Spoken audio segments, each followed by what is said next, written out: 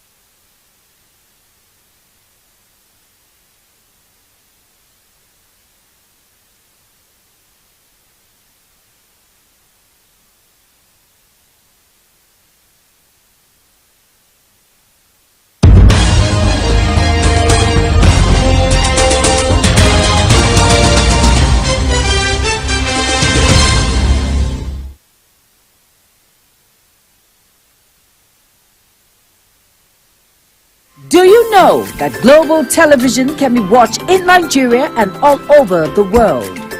Download the Global TV Nigerian mobile app for Android and iOS devices to watch global television real-time from around the world. What are you waiting for? Start downloading and stay connected to global television.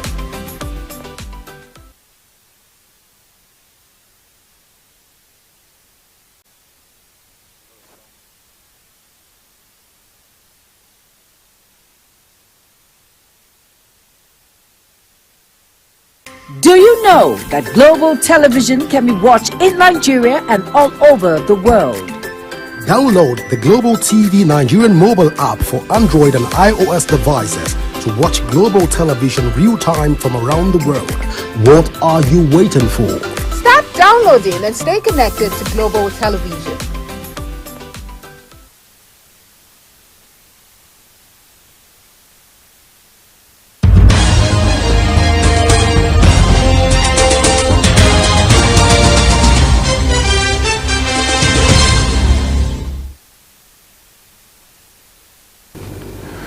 The People's Democratic Party (PDP) has taken a significant step towards resolving its internal crisis.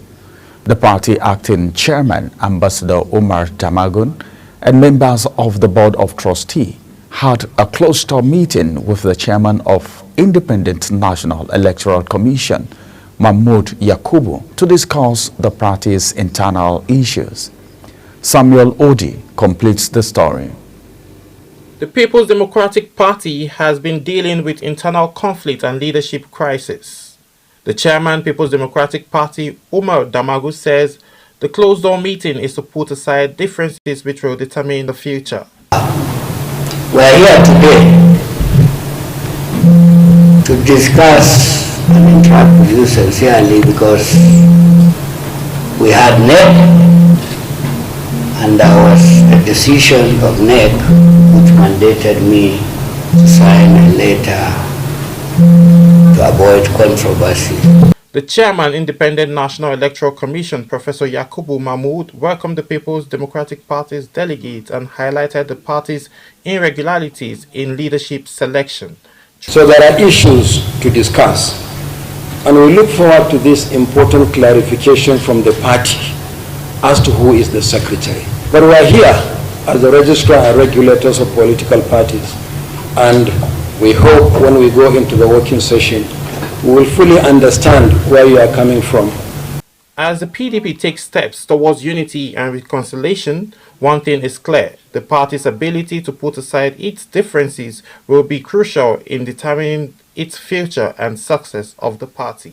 Samuel Odi for Global Television News. The Human Rights Writers Association of Nigeria, HORIWA, has called on President Bola Tinubu and the Attorney General of the Federation to act swiftly in enforcing the rule of law in Osun State. The group also condemned what it described as the illegal occupation of local government secretariat by APC loyalists. Hosanna Okoroafo completes the report. The Human Rights Writers Association of Nigeria, HORIWA, sounded the alarm over what it calls a breakdown of constitutional order in Osun State. The group demands that President Tinubu and the Attorney General of the Federation direct security agencies, particularly the Nigeria Police Force, to expel individuals loyal to All Progressives Congress who are reportedly occupying local government offices in defiance of a court ruling. The Attorney General of the Federation, as the chief law officer of the country, must now act decisively in the interest of justice and we respect Mr. Prince Fabimi as a principled legal practitioner, a very senior one at that. He must demonstrate leadership by issuing clear directive for the immediate enforcement of the court's ruling. The association expressed concern that despite the ruling, police officers continue to protect those illegally occupying the secretariats, commending the Attorney General of Osun State, Wole Jimmy Bada, for standing firm while beckoning on the federal government to restore democratic order across all 30 local councils in the state. We're calling on the Attorney General of the Federation to advise the IG of Police, Dr. Kayode Ebotoku, to immediately withdraw all police personnel guarding the illegal occupation of the council and ensure that the duly elected PDP officials gain access to their offices. HORIWA vows to sustain its advocacy until justice is done and the PDP officials regain access to their offices. Hosanna Okoroafo reporting for Global TV News. The Ogun State Governor Dapo Abiodun announced a 2 billion naira intervention fund for various infrastructural development at the state-owned Moshood Abiola Polytechnic, Ojere Abeokuta. Abiodun made this announcement while speaking during the 15th combined convocation of the Polytechnic, covering 9 academic sessions from 2016 to 2024. The governor also announced a cash award of 2.5 million naira for each of the best graduating students from the 2015-16 to 2023-24 academic session. Governor Hope Uzodinma has presented the 2025 State of the State address at the Imo State House of Assembly, outlining key achievements and settling fresh target for his second term. The session drew lawmakers, top officials, traditional rulers, and stakeholders from across the state. The Vice President of Brazil, Geraldo Alckmin, and his wife, Maria Alckmin, arrived in Nigeria for the commencement of the second section of the Nigerian-Brazil Strategic Dialogue Mechanism. On arrival at the presidential wing of the Nnamdi Azikiwe International Airport, the delegation was received by the Deputy Chief of Staff to the President, Senator Ibrahim Hadejia, and Minister of Industry, Trade and Investment, Dr. Jumoke Oduole. Other government officials that received the delegation are the Minister of Livestock Development, Idi Meaha, Minister of Agriculture and Food Security, Senator Abubakar Kari, among others. The Academic Staff Union of Universities, Reverend Father Moses Oshiowadasu University, Makurdi, Benue State, has called for immediate humanitarian support and implementation of effective resettlement program to aid the safe return of the displaced persons from all communities attacked by suspected armed raiders in the state. This is contained in a statement issued by Ali Sule Ako and Daniel Chile, the union's chairperson and secretary respectively, and made available to journalists. The union condemned the recent attack on the people of Yelwata in Guma local government area of the state. The federal government has issued citizens, residents and visitors of Abuja's safety, addressing concern raised by a recent U.S. Embassy security advisory restricting non-official travel by its staff and families to military and government facilities within the Federal Capital Territory, that is FCT. Minister of Information and National Orientation, Mohammed Idris, acknowledged the advisory in a statement yesterday, but emphasized that Abuja remains safe. Idris highlighted the proactive measures undertaken by Nigerian security agencies to ensure the safety of the FCT. About 1.3 million people die from second-hand smoke every year, with 79 countries have implemented comprehensive smoke-free laws. A World Health Organization report on the global tobacco epidemic 2025 released at the World Conference on Tobacco Control in Dublin warned that action is needed to maintain and accelerate progress in tobacco control as rising industry interference challenge tobacco policies and control efforts. The report focused on the 6 proven WHO-empowered tobacco control measures to reduce tobacco use, which claim over 7 million lives a year. An unspecified number of school infrastructure and staff quarters have reportedly been destroyed due to rainstorm in the Fonta local government area of Katsina State. This is contained in a statement issued by the Public Relations Officer of the Ministry, Sani Danjuma Suleiman. The statement noted that the State Commissioner for Basic and Secondary Education, Zainab Musawa, was saddened by the devastating damage caused by the rainstorm. You're watching the live broadcast of AM News. AM News return after this break.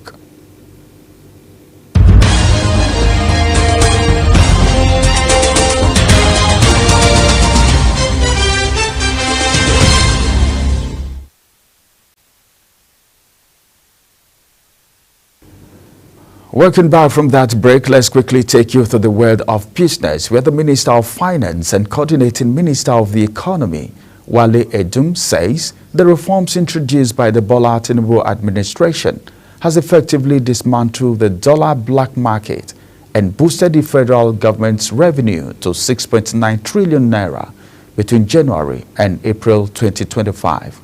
The figure represents a 40% increase compared to the 5.2 trillion naira recorded during the same period in 2024.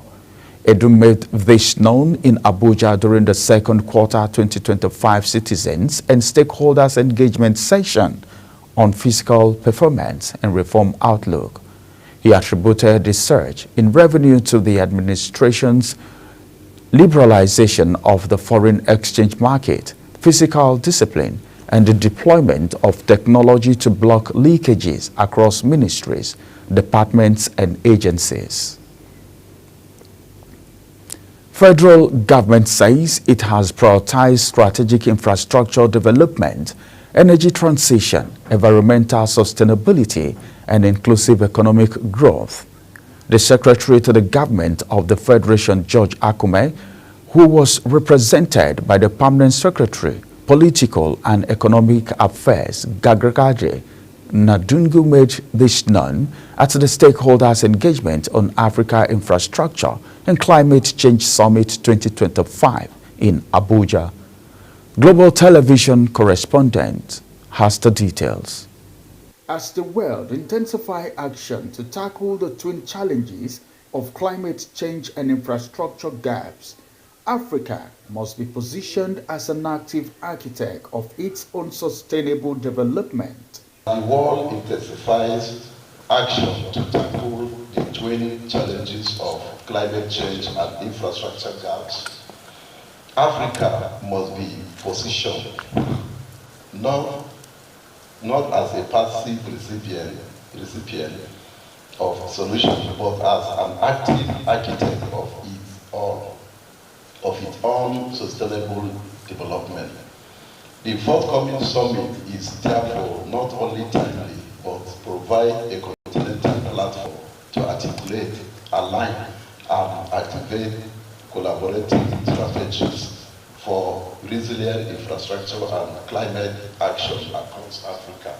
The Chairman, Planning Committee, Moses Owaro, says the event is aimed to unite government, develop financial institutions, as well as private investors, technical experts, and the diplomatic community to forge actionable partnership around Africa's infrastructure transformation and climate adaptation imperatives. Scheduled to hold in Abuja, representing a continental platform for driving Africa's sustainable development vision through climate change smart solutions.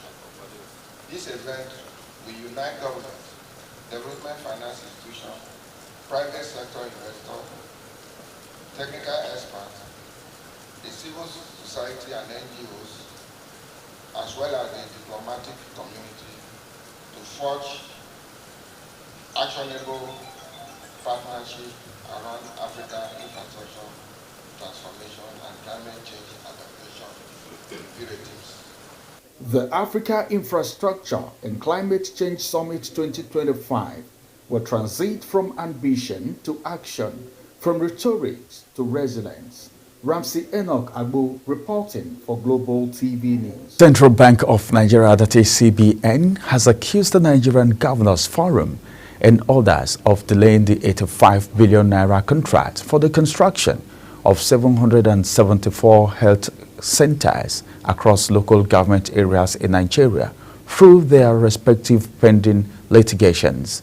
CBN court documents show that about 584 healthcare centers have so far been constructed, while 190 remain outstanding due to what the Apex Bank described as a series of litigations. The legal dispute arose from a contract in 2007 approved by the Federal Executive Council at the time for the construction of comprehensive primary healthcare centers in each of the 774 local governments and area councils in Nigeria.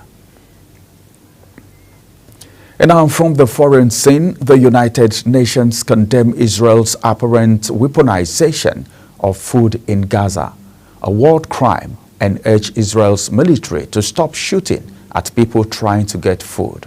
The U.S. and Israel-backed Gaza Humanitarian Foundation began food distribution operations in Gaza on May 26 after Israel completely cut off supplies into the occupied Palestinian territory for more than 2 months, sparking warnings of mass famine.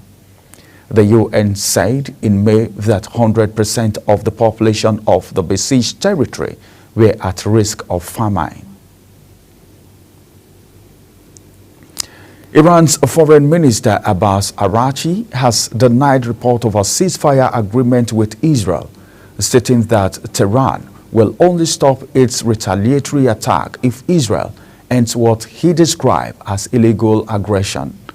Posting on his verified X account, Araghchi refuted United States President Donald Trump's earlier claim that both countries have agreed to truce to end the ongoing 12-day conflict.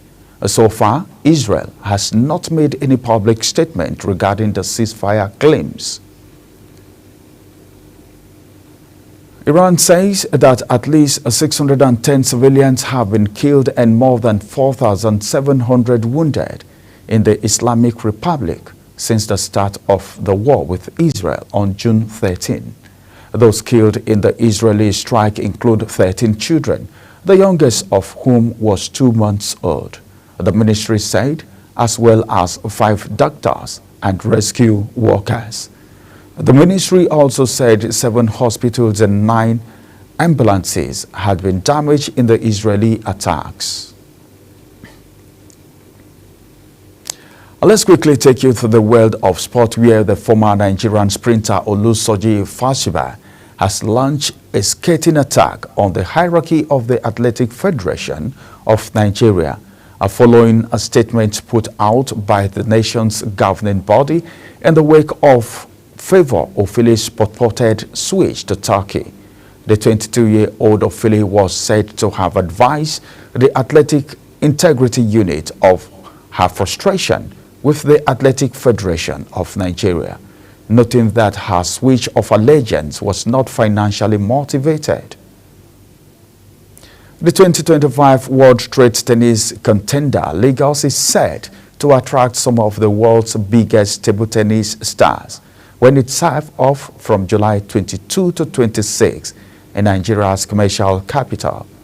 Organizers announced an increased prize pool of $100,000 from $75,000 alongside a star-studded lineup for the tournament. This year's edition will feature Japan's world number 9, Hina Hayata, reigning African champion Hana Goda of Egypt, and France's fast-rising Petrarca Pavard among the headline names.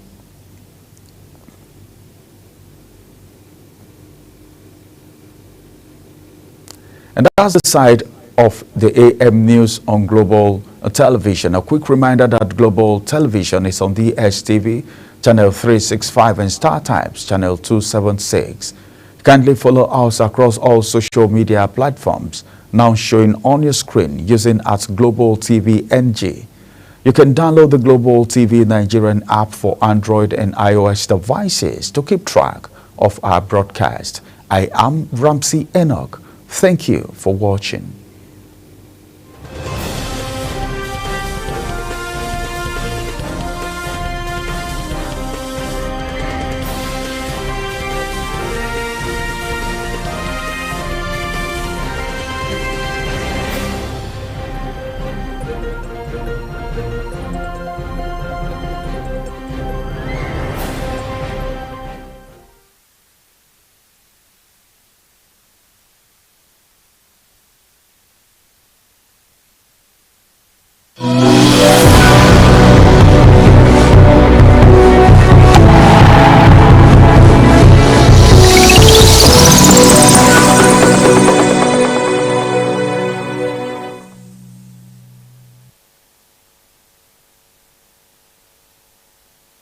Do you know that Global Television can be watched in Nigeria and all over the world?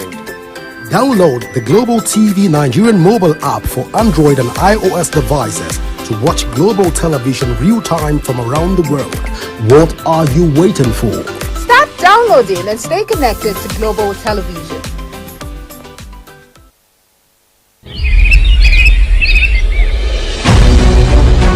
Global Morning is your top morning show here on Global Television. We bring you fresh news updates daily while delving into a variety of current affairs and topics. And at the same time, keeping you well informed about important events, both national and internationals. Global Morning serves as a valuable source of information, helping viewers like you start your day well informed. Stay connected from Monday through Sunday to a wide range of latest news making rounds on Global Morning. We're on the road to protest. And the president meets all of our demands.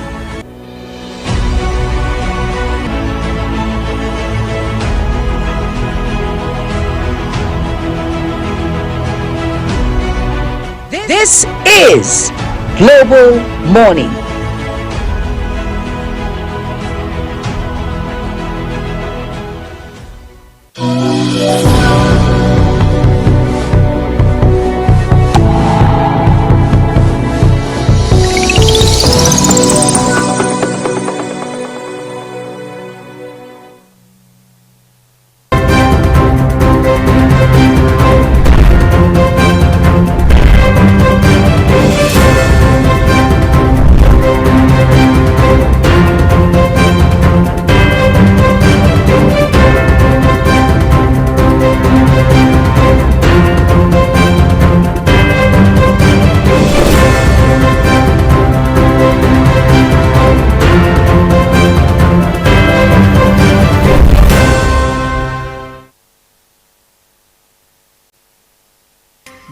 know that Global Television can be watched in Nigeria and all over the world? Download the Global TV Nigerian mobile app for Android and iOS devices to watch Global Television real-time from around the world. What are you waiting for? Start downloading and stay connected to Global Television.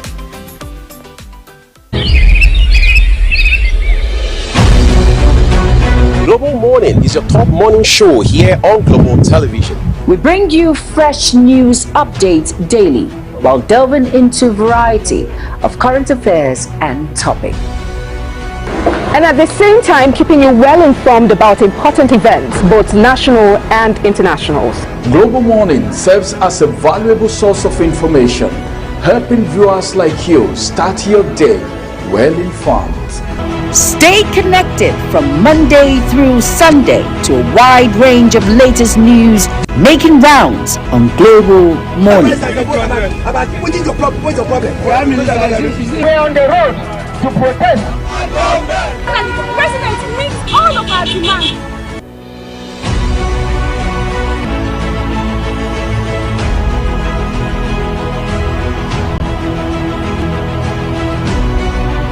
This is Global Morning.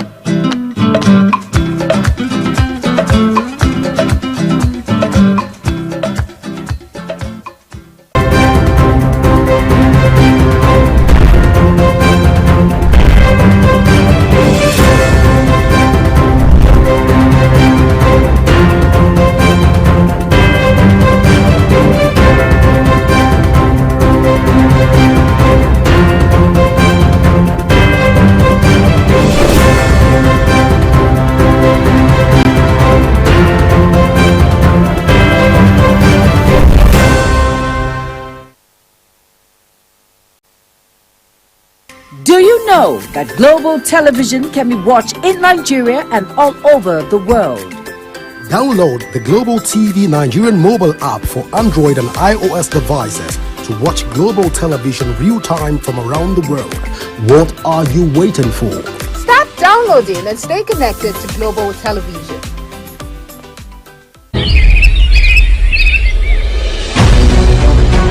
Global Morning is your top morning show here on Global Television. We bring you fresh news updates daily while delving into a variety of current affairs and topics. And at the same time, keeping you well informed about important events, both national and internationals. Global Morning serves as a valuable source of information, helping viewers like you start your day well informed. Stay connected from Monday through Sunday to a wide range of latest news making rounds on Global Morning. We're on the road to protest. And the president meets all of our demands.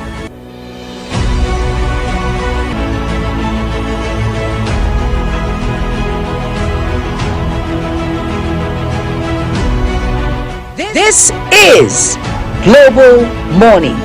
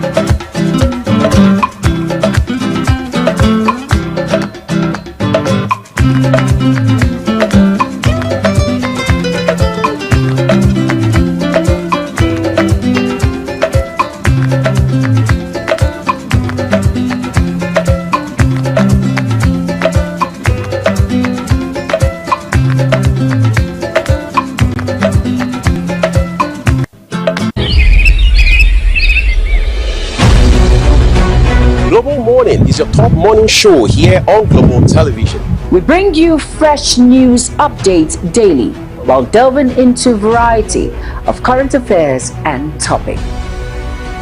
And at the same time, keeping you well informed about important events, both national and internationals. Global Morning serves as a valuable source of information, helping viewers like you start your day well informed. Stay connected from Monday through Sunday to a wide range of latest news making rounds on Global Morning. We're on the road to protest. And the president meets all of our demands.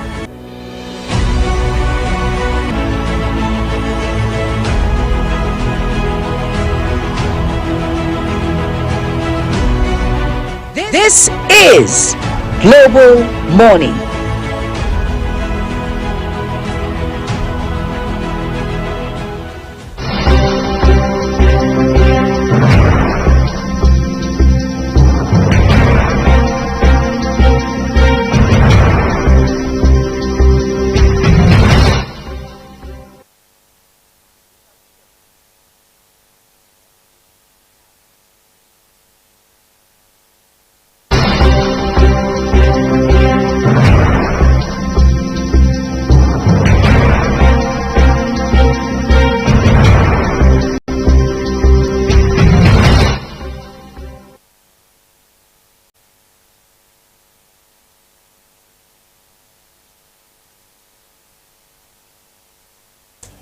It's another beautiful day and a special welcome to Global Morning on Global Television.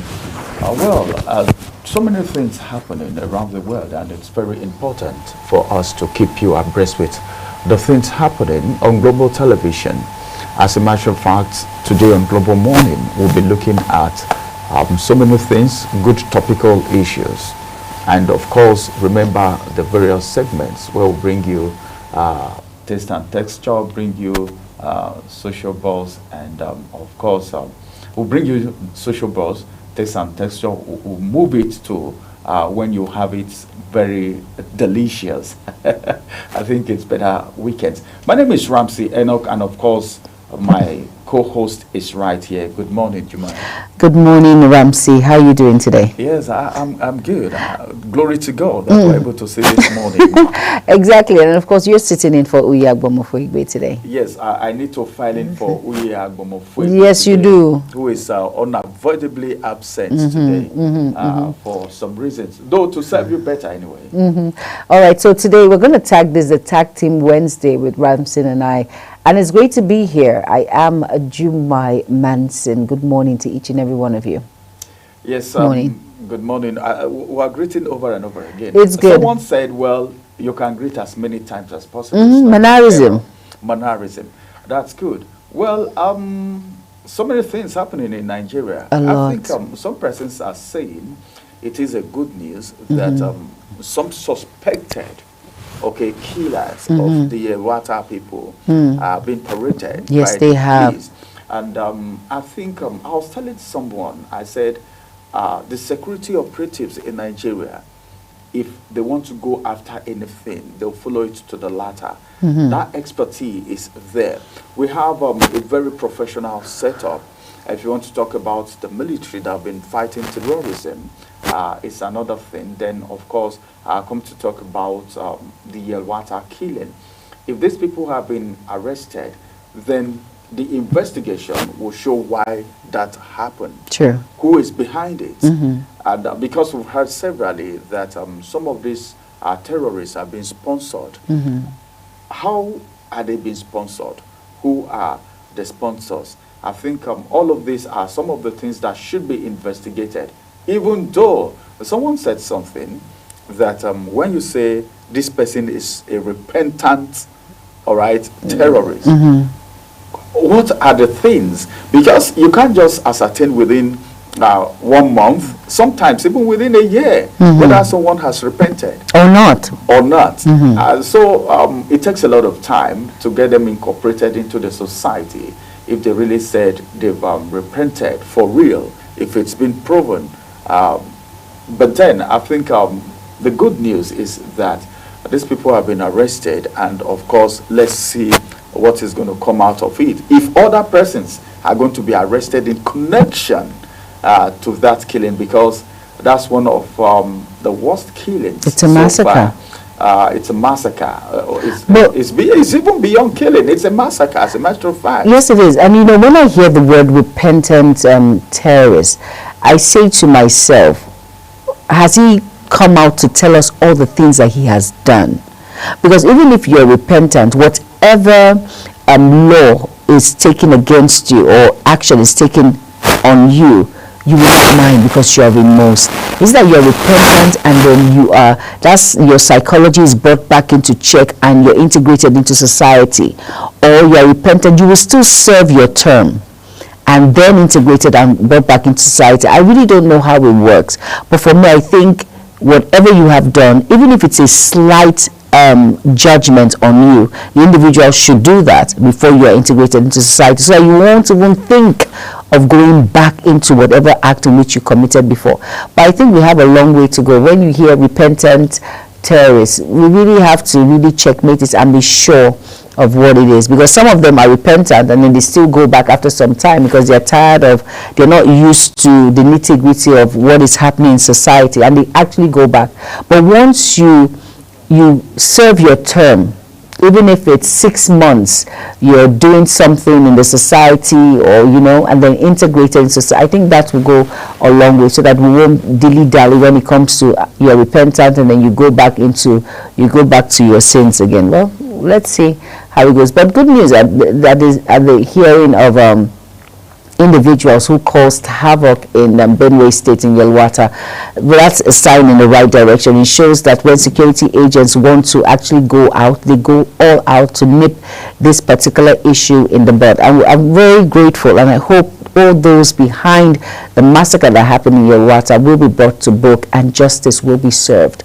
Unfortunate incident that happened. That was one of the worst we've ever heard of or seen. Said even in warring countries, we've not heard of such a massacre, such number of people being killed.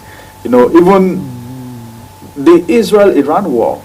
Have you heard where they said, all right, this strike took about 100+ lives or 200 lives at the same time? At the same time. Well, it's worrisome. It's worrisome. It's worrisome. But at the same time, it shows that our security agents are up their game, and the needful is done. It's very important that we understand that you cannot commit or perpetrate an act of evil and go scot-free. It might take time, but you will be apprehended, whether it's this life or the life after. So whatever you're doing, be cautious and let the fear of God be there. For me, I always say, let the fear of God be there, and please, for these perpetrators, you should stop, because every life is important. And my heart went out when I saw children, infants, mothers being burnt alive, shot. You're not even thinking. An innocent soul, a child that has not done anything to you, or a woman who is just going about her business. And you know, it's just unfortunate that this is what it is in the country at the moment, but hopefully the needful is done. And then the worst that happened, talking about issues of killings, Plateau State, individuals that left their homes from Kaduna to Plateau State to attend a wedding, and they were lynched on and killed on their way. It's just unfortunate. Going for celebration and coming, and some people coming back, mourning individuals that have died just to go celebrate with their family members. It's just unfortunate that this is what it is. Yes. Actually reminded me of a situation that we faced some time back. I think almost the same thing that happened. We're going to minister somewhere, music ministers, about 7 in a car, going to minister somewhere, and there was an attack in that community few minutes before we drove into that place, and everyone, that car was arrested. Everyone in that car, you know, people came, you know, to to do whatever, only God knows what. And the only thing that saved us was that we're taken to the king. The king, because they were like, okay, they've caught the people and all of that, all boys in the car, instrumentalists and the singers, all boys. You know, it was a men's group, so there was no lady in our midst, all boys. And the king, after several investigations, get to find out where the program is going on and all of that. We had to be released later into the night. The same thing that just happened to these people. Because of an incident that happened, they just ran into the situation, and every one of them had to pay. In fact, it's I don't know, but then I think more needs to be done. Orientation needs to be done, because by the time you're angry and you just see people and without investigation, jungle justice. God saved us that night. In that program, we couldn't even minister anymore, because you know, the emotions, the prayers, everything. If you've not been there, you don't know what it means. No, when I saw that story, it reminded me of course. So we need more orientation as far as we know. There is insecurity in the land, terrorists everywhere. So we need to investigate before we embark on jungle justice at every time. And we're talking about jungle justice, Ramsey. I think it should be banned completely. You have no rights to take, even if he's a criminal, just apprehend him and take him to the authority, the closest authority, to the police or the military. You performing that act. Some go as far as burning individuals alive. I know it's a heinous crime. Some of these individuals go out and they commit a lot of havoc, but at the same time, once they are caught, please hand them to the necessary authority. Do not take lives, because sometimes you might end up taking innocent lives, and it's very important that individuals should go around with their identity card. It's very important. Very important. I think we don't take it seriously. It's very important. If you're going out anytime, it doesn't matter whether it is night or day. Please. Anytime you're going out, if you have a mode of identification. Very important. Because a criminal will never hold his identity card. He will not, because he doesn't want you to. But these people, do they even care whether you have an ID card? These people that perpetrate this act, do they even care whether you have an ID card? It is illegal. I know, but I'm just saying when you're going into... But it's very important to if you're going to a place that you do not know, you're not sure of the terrain, even when you know, you should have your ID card to actually identify your... Well, if someone wants to identify you, you have a card to, like, okay, I'm a good citizen, I don't want any issues and all that. And from your looks, your outlook will say it all. But you know, there was a time, was it 2 years ago, that some boys, or I say youths, were being dreadlocks, their looks alone, and the police were really dealing with them. They were cybercrime individuals and all of that. Well, really, we have a lot to do. Awareness needs to be done. We need to figure this out, and so that lives will not be lost unnecessarily. Really, futures cut, destinies cut. It's just unfortunate that these sort of acts happen. It's very painful, really. It's very painful. I think a lot of awareness needs to be done. It is. Well, that's it. And at this point, we'll quickly delve into the newspaper review segment. Do not go anywhere. But before we go into the newspaper review segment, let's see what the weather has in stock for us before we go into the newspaper review. Do not go anywhere. It's Global Morning on Global Television. Stay tuned.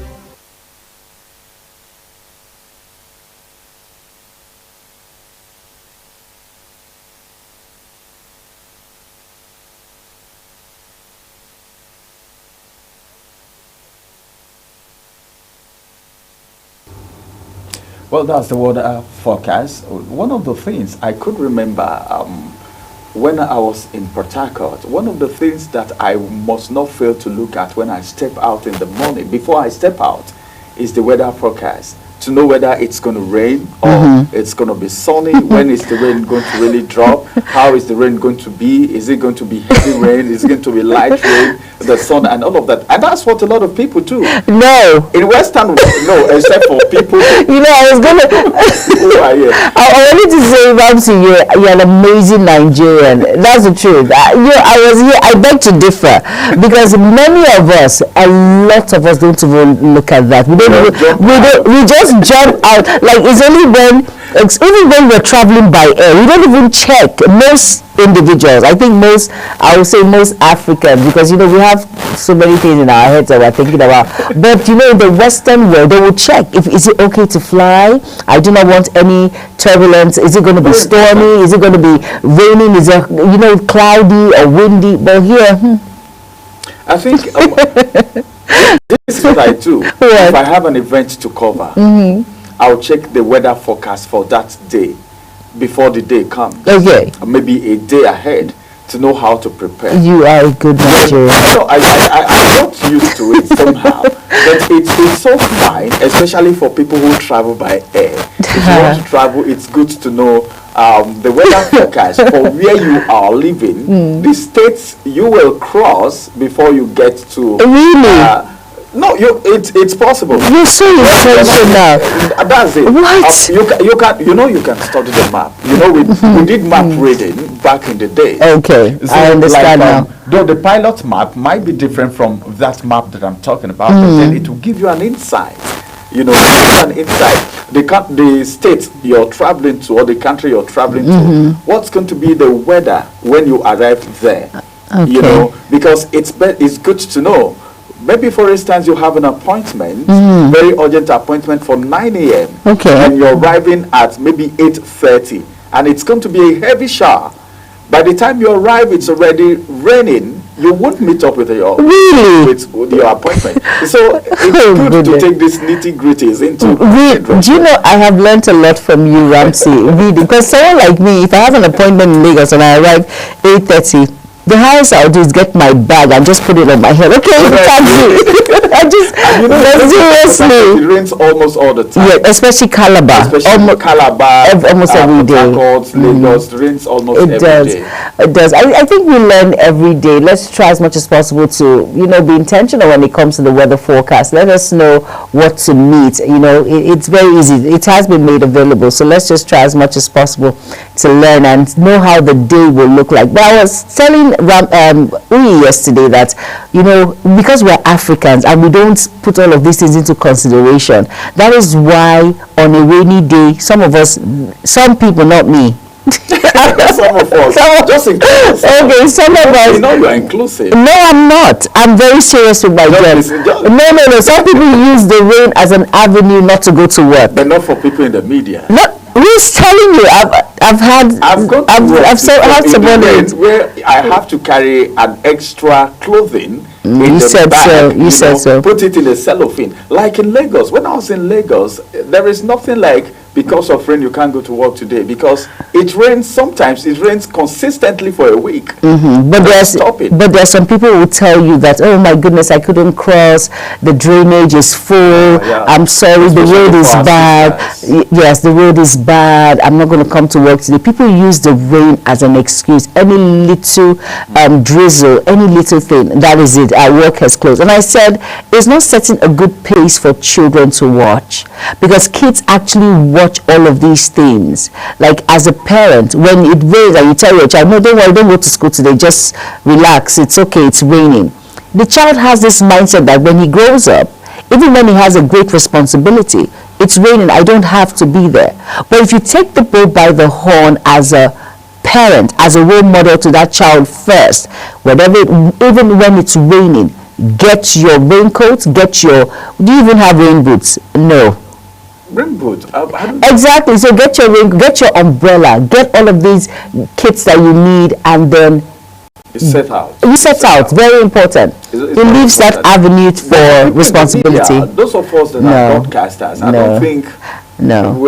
I don't know. I can't remember the last time. I can't even. But then, I thank God that it's better now. Gone are the days. Now there are cars. Every media house is expected to have a car now in this 21st century. Yes, exactly. The thing starts, you know, when it's raining. What we're even taught, I think, I don't know, there is the foremost media houses that we had in Nigeria. While we were in school, they taught us that if you are on 6 a.m. news, for instance, the driver is already waiting at maybe 5:45, and the driver will horn once, horn twice.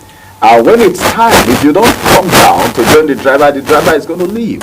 So there are provisions to make sure. That's how important and essential the media is, especially broadcasting. Of course, you have to deliver. It's very important. So you have to be there. That's how we run it. Let me use that word. Yeah. That's how we run it. Sometimes a lot of people see us in front of camera. They don't know what. Everybody's drizzling. You know, sometimes I came up one day and I was saying, well, some people might be surprised that I'm here despite the heavy downpour. You don't know how these things happen behind camera. We're trying to tell you some of our secrets. No, they don't need to know. It's not an excuse for us. You know, the weather is not an excuse for us. You have to be there. We need to have the job done. It's very people waiting. It's very important. You must deliver. Delivering news, current affairs is key. So we have to bring to your doorstep what is making rounds. Now, at this point, we're going to move over to the newspaper review segment. Do not go anywhere. It's Global Morning. Stay tuned.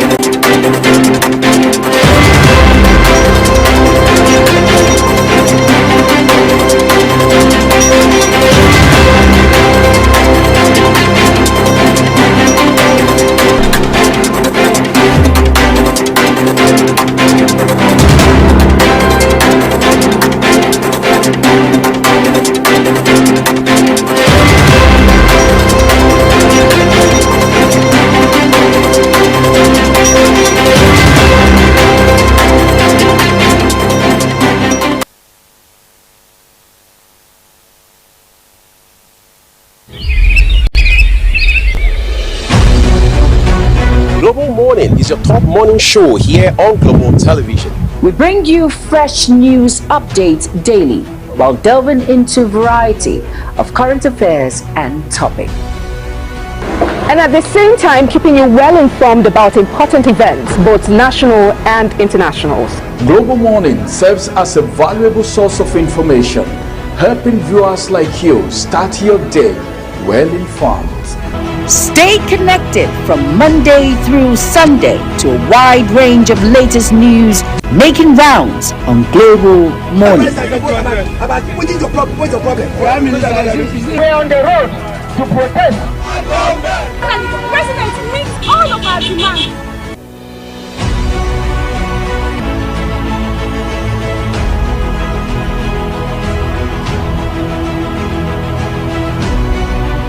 This is Global Morning.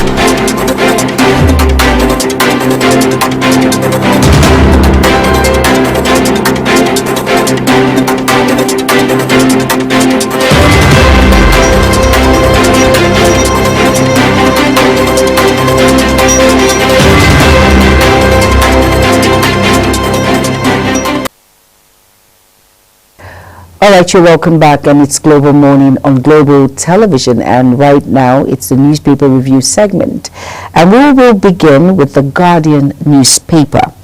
And below the main mass of the Guardian newspaper, it reads here, it says Tinubu farmer-herder conflict, an opportunity to structure social stability, food security.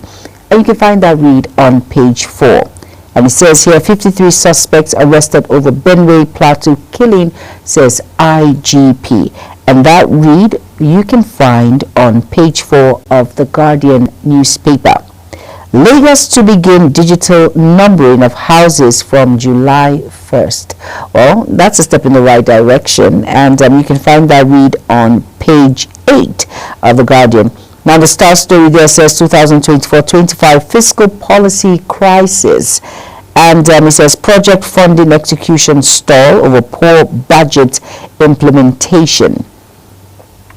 And here it says federal government Lagos Ekiti to check obstacles hindering ease of doing business. And that's, of course, the business news there, and you can find that on page 8. HYPREP yet to attain 80% restoration of Ogoni polluted environment, and that you can find on page 9. And below all of that, it says fresh PDP LP defections to APC as opposition parties battle internal crisis. And below all of this now, we have there, it says some of the landmark achievements under the leadership of the Executive Governor of Bayelsa State, Senator Doye Diri there. So you can find out all of these important reads on the Guardian newspaper. Go out and get yourself a copy and well abreast with issues making round. Next paper, Ramsey will run us through it. All right, let's get to look at the next paper, which is the Daily Trust. We have just some few stories on the Daily Trust this morning. And of course, the only thing there on the page is an advertorial. Okay, INEC to PDP, that's the kicker. Adhere to Supreme Court judgment. Details of that story you can find on page 3 and 4 on the Daily Trust newspaper, and that seems to be the only story on the Daily Trust newspaper as we move to the next paper. All right, the next paper is the Nation newspaper, and it says here, why Senate extended budget 2024 capital vote, and that you can find on page 4 of the Nation. And it says Brazilian-backed $1 billion initiative to overhaul agriculture sector, and that is on page 2. Afrin Bank grows assets of $40 billion, 53 held over Benway, party killings, says IG, and that you can find on page 64, and then of course page 5. And the star story there says more confusion in PDP over Anya, and the rider reads, INEC declines party's request, SDP, NWC suspend chair, 2 others. And if you're wondering what that is all about, you have to flip over to page 2 of the Nation newspaper to be well abreast. And next is the new Nigerian News Direct. Over to you, Ramsey. All right, let's quickly flip through the Nigerian News Direct this morning. Above the nameplate, 24 Akwa Ibom lawmakers dump PDP for APC in mass defection. Details you can find on page 5. The defection continues, all in a bid to get settled before 2027. But then, will this defection lead to something else? Remember, the coalition is still on, but then the registration of ADA has not seen the light of day yet. A lot of speculations, but then let's see what will come up with this defection. EcoBank to participate in Green Energy Finance Initiative. Details you can find on page 6. Lagos launches digital house numbering system. Details on page 20. I think we're getting more advanced and digital because this is 21st century. You don't need to go and start walking from one place to the other. But what about houses? Places that the street is somehow where the houses are not well arranged. Well, let's see how this is going to go. Is this numbering going to cut across all nooks and crannies of the place? All right, this is Lagos State. Now to the big story on the Nigerian News Direct. 2027 is the kicker. Barau dismisses running mate speculations, tells supporters to back Tinubu's agenda. Details you can find on page 5. Remember, this story has been making round speculations everywhere about how Shettima is not going to run with the president in 2027. A lot of speculation, so many things being said so far, but then Barau is coming to say, because this is how it happens. Sometimes you see some people calling your name into certain things you're not really ready for. We're hearing from his mouth today that he is not running and that he's ready to support President Tinubu's agenda in 2027. Well, let's see how all of that unfolds. FCCPC to arraign multi-choice CEO pay TV directors for allegedly impending investigation. Well, I don't want to talk about multi-choice right now because a lot of Nigerians will have so much to say about multi-choice, but then let me leave that story for another day. Whatever it is you want to say about multi-choice, your experience, probably MultiChoice, in case you don't know, they are the owners of DSTV. You can actually get to our social media platform and make your reactions in case you have one. Tinubu hosts Denmark Queen Malls partnership on education.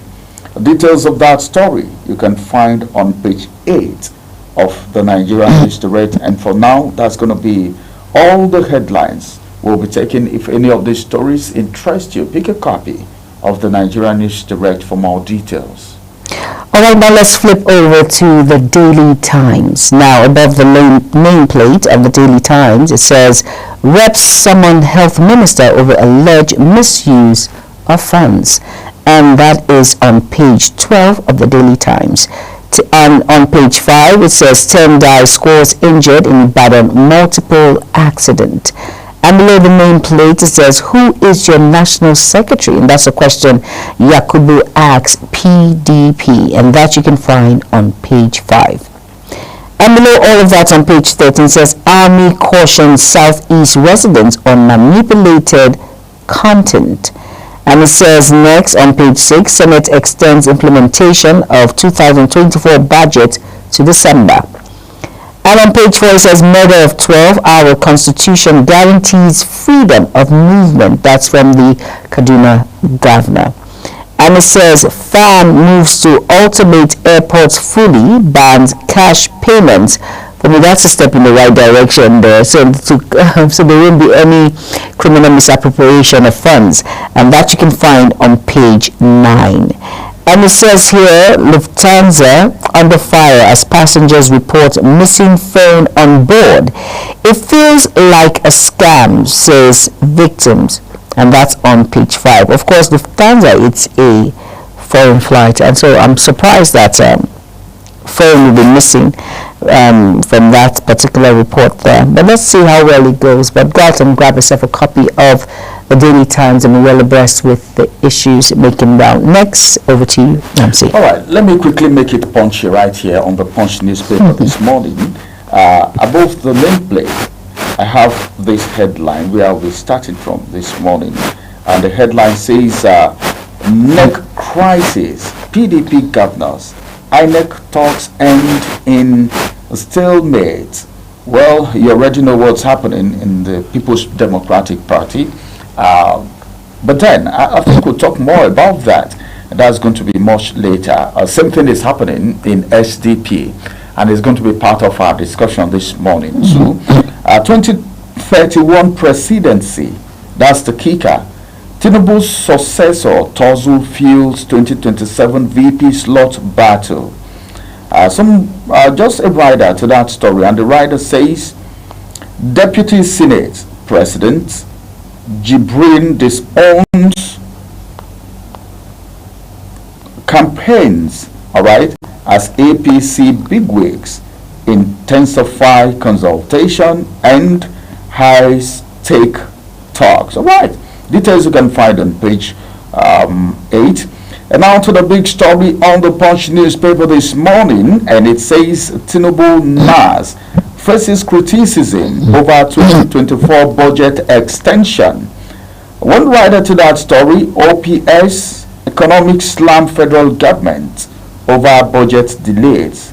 Government eye December as low revenue stalls 2025, 2024 and 25 budget. And that's going to be the size of the headlines from the Punch newspaper this morning. If you look at the picture story, you will see that it is still the ongoing commissioning by the Minister of FCT. Let's just keep our fingers crossed and see what will happen to the health sector and primary schools in FCT as the commissioning continues. And of course, let's see what Mr. Project has in stock for us. He's always coming up with surprises. Yes, he is. Yes, he is. For as much as the FCT minister and other person, Yesomike is doing an amazing job, which we all see from commissioning here and there in the FCT, showing making waves and paving waves, and I'm sure he has lots of things in stock for us. Well, that's all on the newspaper review segment. Go out and grab yourself a copy and well abreast with informations and issues making rounds. Do not go anywhere. Global Morning continues. Stay tuned.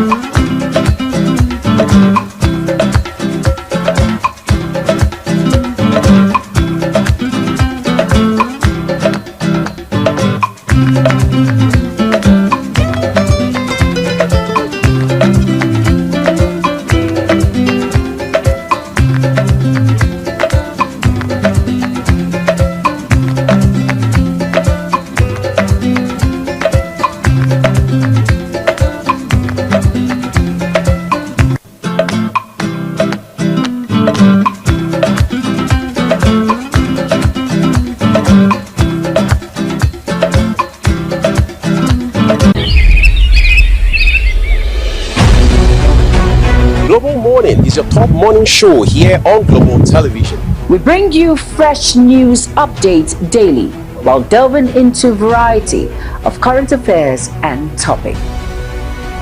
And at the same time, keeping you well informed about important events, both national and internationals. Global Morning serves as a valuable source of information, helping viewers like you start your day well informed. Stay connected from Monday through Sunday to a wide range of latest news making rounds on Global Morning. We're on the road to protest. And the president meets all of our demands.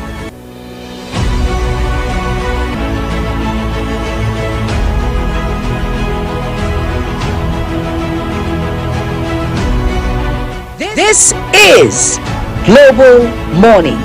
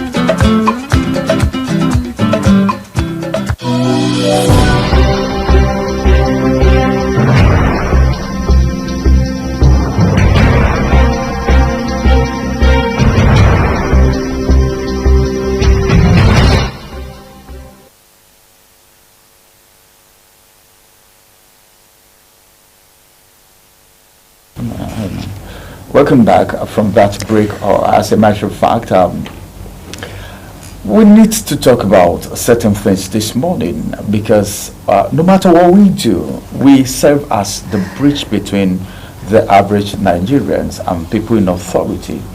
And I don't know of my colleagues, but then people seems to talk to us more. You know, people talk to us all the time when there are situations. Just this morning, someone has drawn my attention to the fact that primary health care and primary schools in Abuja have been on strike for running to 3 months plus. Yes, it is. You know, then you begin to look at the dividends of democracy. You begin to think about what the people need to enjoy as people who are practicing democracy, who have leaders. Then questions like, what will happen to our tomorrow if these ones are not well cooked? Permit me to use that word. I saw something on social media this morning where someone was talking to women and parents generally on how to bring up children, because we have a lot of children today who cannot do so many things. Like you pointed to, children learn fast from their parents. But then we should also know that children learn fast from the society too, from the things that happens around them. And whatever you teach a child when they are young, they imbibe it, you know, they take it in and grow with it. Let's begin from the primary health care, for instance. As we speak now, we have people who are sick, but they can't afford the private hospitals. Most times, if you go to this primary health care, you see people, you see situations. For those of us who do hospital evangelism and all of that, you know what people are facing. And as a matter of fact, let me bring you to your notice right now that there are some people that cannot even afford. Drugs are expensive. Yes, they are. Doctors have cried out, and we've talked about it on this program, how drugs are expensive. For even practitioners to be worried about the fact that drugs are expensive, how much more people who get to buy these drugs, people who fall ill. And it's so unfortunate that most times, you don't even know how these sicknesses come. Do you know, on Sunday, there was a lecture in church, and the doctor that came on board to lecture individuals, he says, try as much as possible to live in moderation, especially when it comes to what you consume inwardly, because drugs, he mentioned that drugs are expensive, and if you cannot afford to go to a private hospital, where do you run to when you go to other health centers that have been closed for like 3 months now?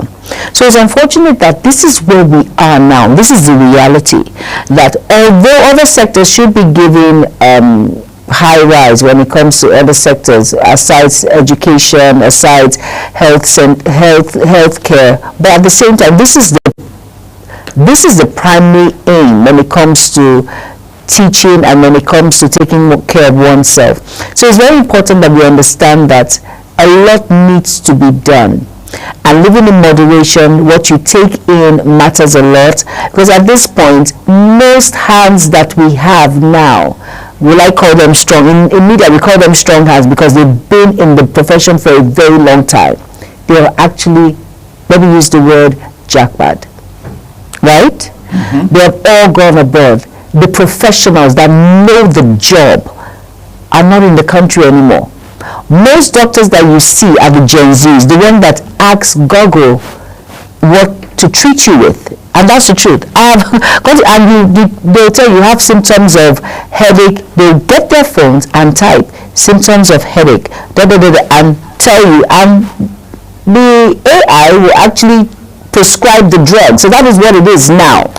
So at this point, where are we? And where do we go to? We really need to talk about this. I think on Global Morning, we need to bring a doctor here who understands the job. Because most doctors that are here now, the ones that maybe they were not able to jackpot at one point, the ones that are still trying to balance whether they're going or not, or some that are still patriotic, but the ones that are in the job, that have stayed for years, are not here anymore with us. Well, as a matter of fact, when it's just sad. If you want to talk about the Japa syndrome, a lot have gone. So many are in the process, working it out right now. Yes. And some are warming up. Yes. Some are saving towards it. Apart from doctors, we also have other professionals who want to leave. Why are they leaving? Is the government worried about the fact that there is a brain drain? Now coming to talk about the fact that people ask AI, the artificial intelligence, for prescriptions. Sometimes the AI may not be able to give you the right prescription for what's wrong with you, because even you, I said the doctors are the ones that go and ask AI. Yes. Okay, the doctors ask. The doctors, the young doctors, I have been proud, and I was like, are you kidding me? Are you asking, what are you doing on your phone? Said, I'm just trying to figure out. Okay, doctors ask. Some doctors now, yes, the breeds now that we have now, the doctors that we have now, go to their phones. Be a special AI. Maybe. For that. Maybe. It happens in advanced countries, you know. The developed countries, they do a lot of things. Yes, they do. Some places, they even use robots for something. Oh, yes. So there might be an artificial intelligence responsible for that.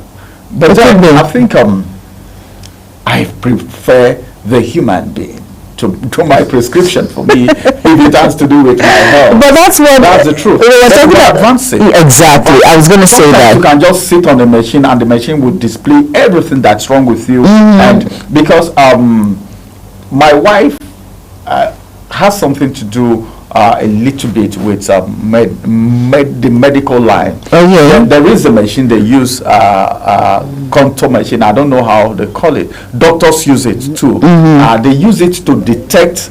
There's a way she uses it. She will detect everything that's wrong with you.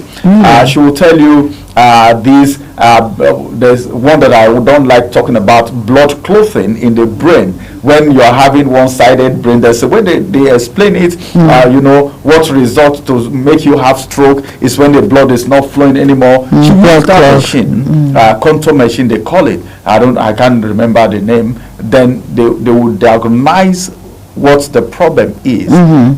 Meaning, as we keep advancing by the day, you know, these machines are coming up, you know, and it's possible that they can place you on that machine and these prescriptions come, diagnose and prescribe.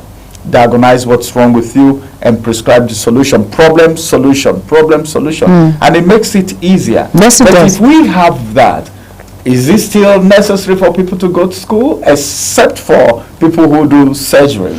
But you have to be educated to be able to operate these machines. But then it's not going to be as difficult as it is when you're studying medicine the way it is in school. But then we're just saying, what do we know? As it is right now, I think it is important, all right, to also look at the life of human beings. Very important. How important it is.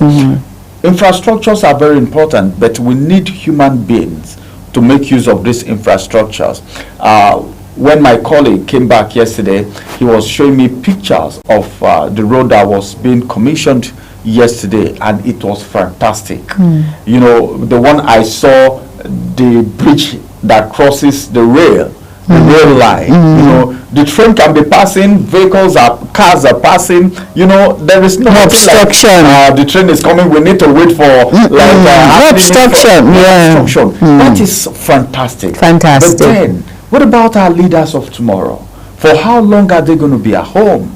We're not even talking about the teachers that are not being paid now. We're not even talking about the primary health care. Who has the statistics of people that may have lost their lives since this strike started? You know, so these are some of the reasons. And oftentimes, I don't know the way they look at us, but then oftentimes you see people coming to complain to us. Some people, I don't know, does it mean some of these Nigerians look at the media practitioners as part of the government? Because sometimes they come, they tell you, you see their expression, they bitterly tell you their heart, how they are feeling, you know. And as a matter of fact, we are part of the system, and we are the watchdogs of the society. Yes. We are the bridge between the average Nigerians and the government and all of that. That's the reason they talk to us oftentimes. And because so when you hear us talk, what we are saying is not us. All right, it's what the people are saying most times that you hear us. If we hear us talk about, like we're talking about the street light, the light around. Oh yes, Akaro, and you came telling me that this street light, there is a sign. Yes, and it has been erected, but it's not working yet. It has been erected, but it's not working. It's a process, yes. But it has been erected. But kudos to the FCT. Kudos. I am so happy. Like with the street light, that alone shows that individuals, they work and they can hear us, which is very important. Like the street lights are everywhere. We keep talking. When the people say anything, we bring it to the fore. And that's the reason we'll keep talking. I think kudos. It's not bad that we are talking about the health sector and of course our younger ones. There was a protest by VDM. Of course, I hope the footage is there so we can quickly watch this particular clip of the protest with Very Dark Man. Let's go over and watch the footage now. Stay tuned.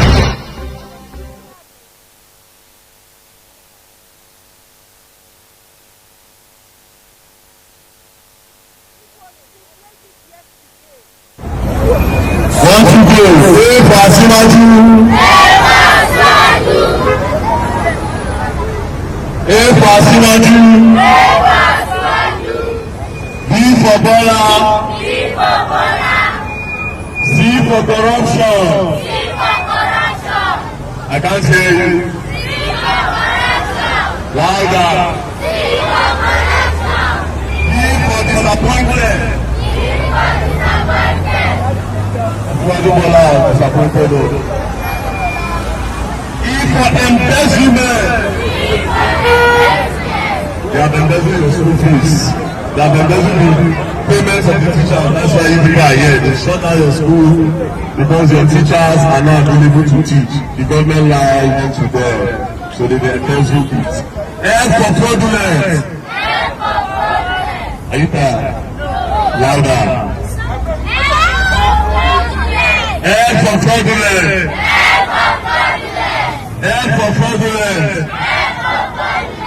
G for growth.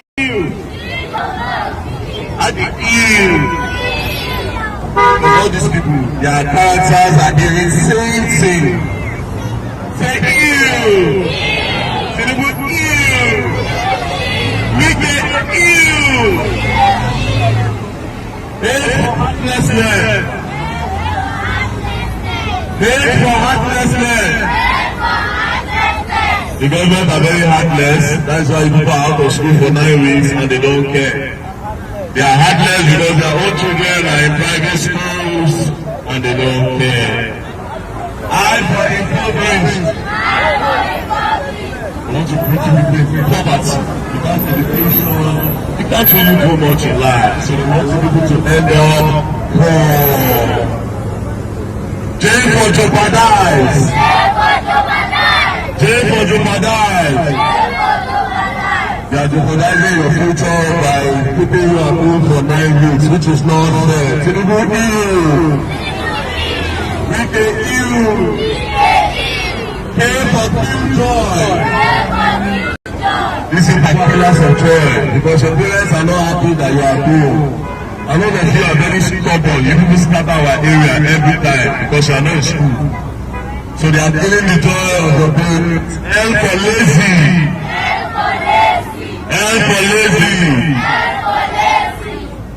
This government is very lazy. That's why they cannot checkmate the allocations that were given and the money that was given for them to pay for your teachers to teach you. Imagine a public school as big as Google having just 10 teachers. Makes no sense. It makes no sense. Imagine 10 teachers. How many objects in primary school now? Well, that's what we're talking about. You can see that video. That video has been on the social media, flying everywhere. And imagine that, meaning they are at home. If there is no teacher to teach them anymore, the very dark man took them to the street, and he's teaching them J for jeopardizing, for joy. You know, joy. Your parents' joy is being tampered with because you're back at home. Your F for future. You know, well, I don't know, but then I think sometimes we need to consider these things. Yeah, and Ramsey, just to chip into what you've just said, you know, it's just unfortunate. I keep saying it.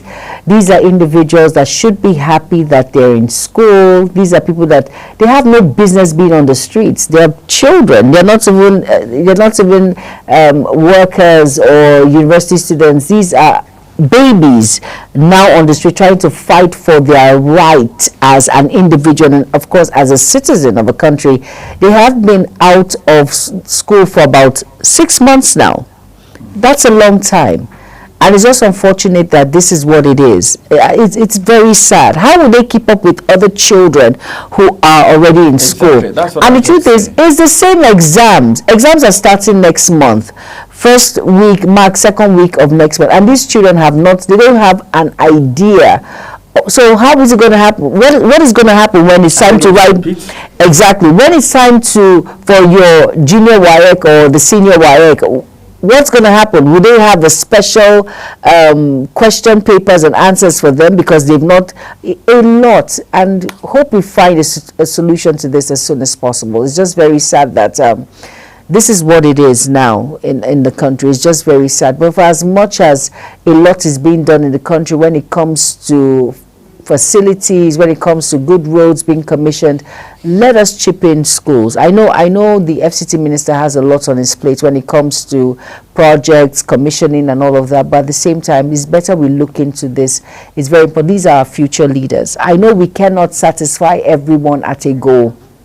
You cannot satisfy everyone, but at least priority for me is very important, and these children need to be in school. They do not need to be at home. The need needs to be done with immediate effect, and I pray that the needful is done as soon as possible.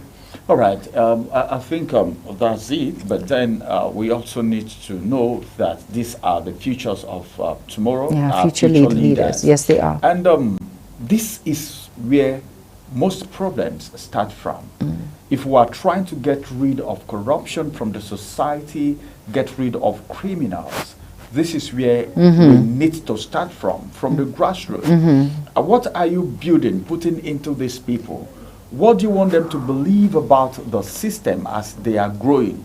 Should they believe from now as kids that the children, the system is not in support of their future? It's not favoring them. There is nothing the government can offer us. So let's look for an alternative means. Do you want the children to start thinking along that line, which is not the best? And to add to what you've said, I know this can actually take a back to some of these children to think in their minds that it's only those that are way up there when it comes to the elites that have a greater future than them. They might tell you, oh, because they do not have what it takes or the finances or the means to go to private schools, which they cannot afford really, because these are children of people that are upcoming, trying to make ends meet and all of that. So let them not have that mindset that it's only the rich that has the opportunity to go to school. Amongst these children, you'll be surprised, there's a president there, a vice president, a governor, so many. That's why they are future leaders. So please let us try as much as possible not to create that vacuum, so that less crime, because once they say an idle mind is the devil's workshop, you'll be surprised that these children can be a target for criminals to use to perpetrate evil. You know, there was a time in Jaji that a little, was it a boy or a girl, 13 years, and a man who was a thief actually came out, rubbed, put up, was it grease on the child's body, and says, slip in gently and go and pick monies in a shop. And that little child did that. He put grease all over, is it a boy or a girl? I'm trying to remember now. A little boy of 13. And she went through the burglary. You know, it's slippery, so you can actually go in, picked the monies, and came out. Now, so that they will not be a target for miscreants in society to use. They're young, they can be brainwashed. So please, let's put them in school so they will know that they have a bright and an amazing future ahead of them. There's so many children that they are so brilliant. Please, let's not cut short their dreams and their destinies. Please, they need to go back to school as soon as possible. Well, that's it, because it's very important. This is more like, well, you need to be in private primary schools and nursery schools to be able to get up there. That's the message. But then, that's the message this situation is passing. That's what I mean. And that's how these children will be thinking, like you said. You know, they will be feeling like, it's just for the rich. It's just for the rich. Our parents are not rich, so they're not rich enough. They will resort to an alternative. Crime. Which will not be good for the society. So the earlier we get these things done, the better for us to have a sanitized and well-grown society. Very important. Well, as a matter of fact, we're talking about schools. We've not even talked about the health yet. The health. And we haven't talked about teachers, who are the ones that take out the time, the pain to actually teach these children. And the teachers there have not been underpaid 30,000 naira in this economy. And these are fathers, these are mothers who think about their children also, school fees, they think of transportation, they think of feeding, they think of, and you underpay them. And that is why, see, when you underpay an individual, you cannot get the best, and that's the truth. And that is why the head of that particular school will actually employ those that are not competent or not professional enough to deliver to the children. You cannot underpay staff and expect to get the best. You can't. And that is why some of them might not even come to school. Some of them are not even, they don't have proper English to deliver to these children. And that is why we see a lot of youth corpers who go through this process of school cannot actually come out and speak fluent English without having hiccups in it. So it's very important that this should be looked into. Teachers should not be underpaid. They do a lot when it comes to, you and I were here because our teachers took out time to teach us, and we're here. Teachers make a difference. So when you underpay them, it's not good enough. We should do more and we should do better. It's very important. 30,000 naira when the minimum wage is 77,000 naira. Please, that's a big gap.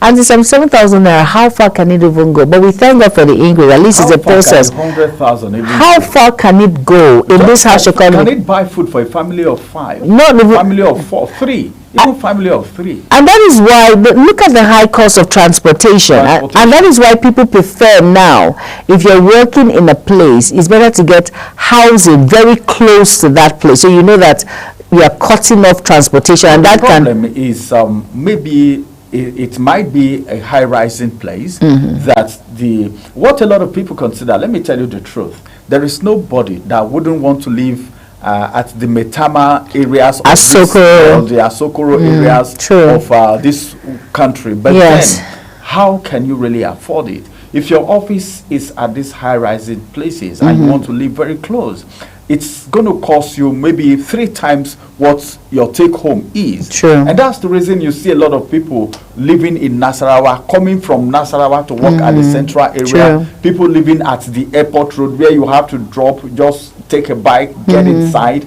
because those places are more affordable. Yeah, low so cost. I think so much needs to be done. A lot. If you want to go talk about housing problems in Abuja and other places today, time will not allow us.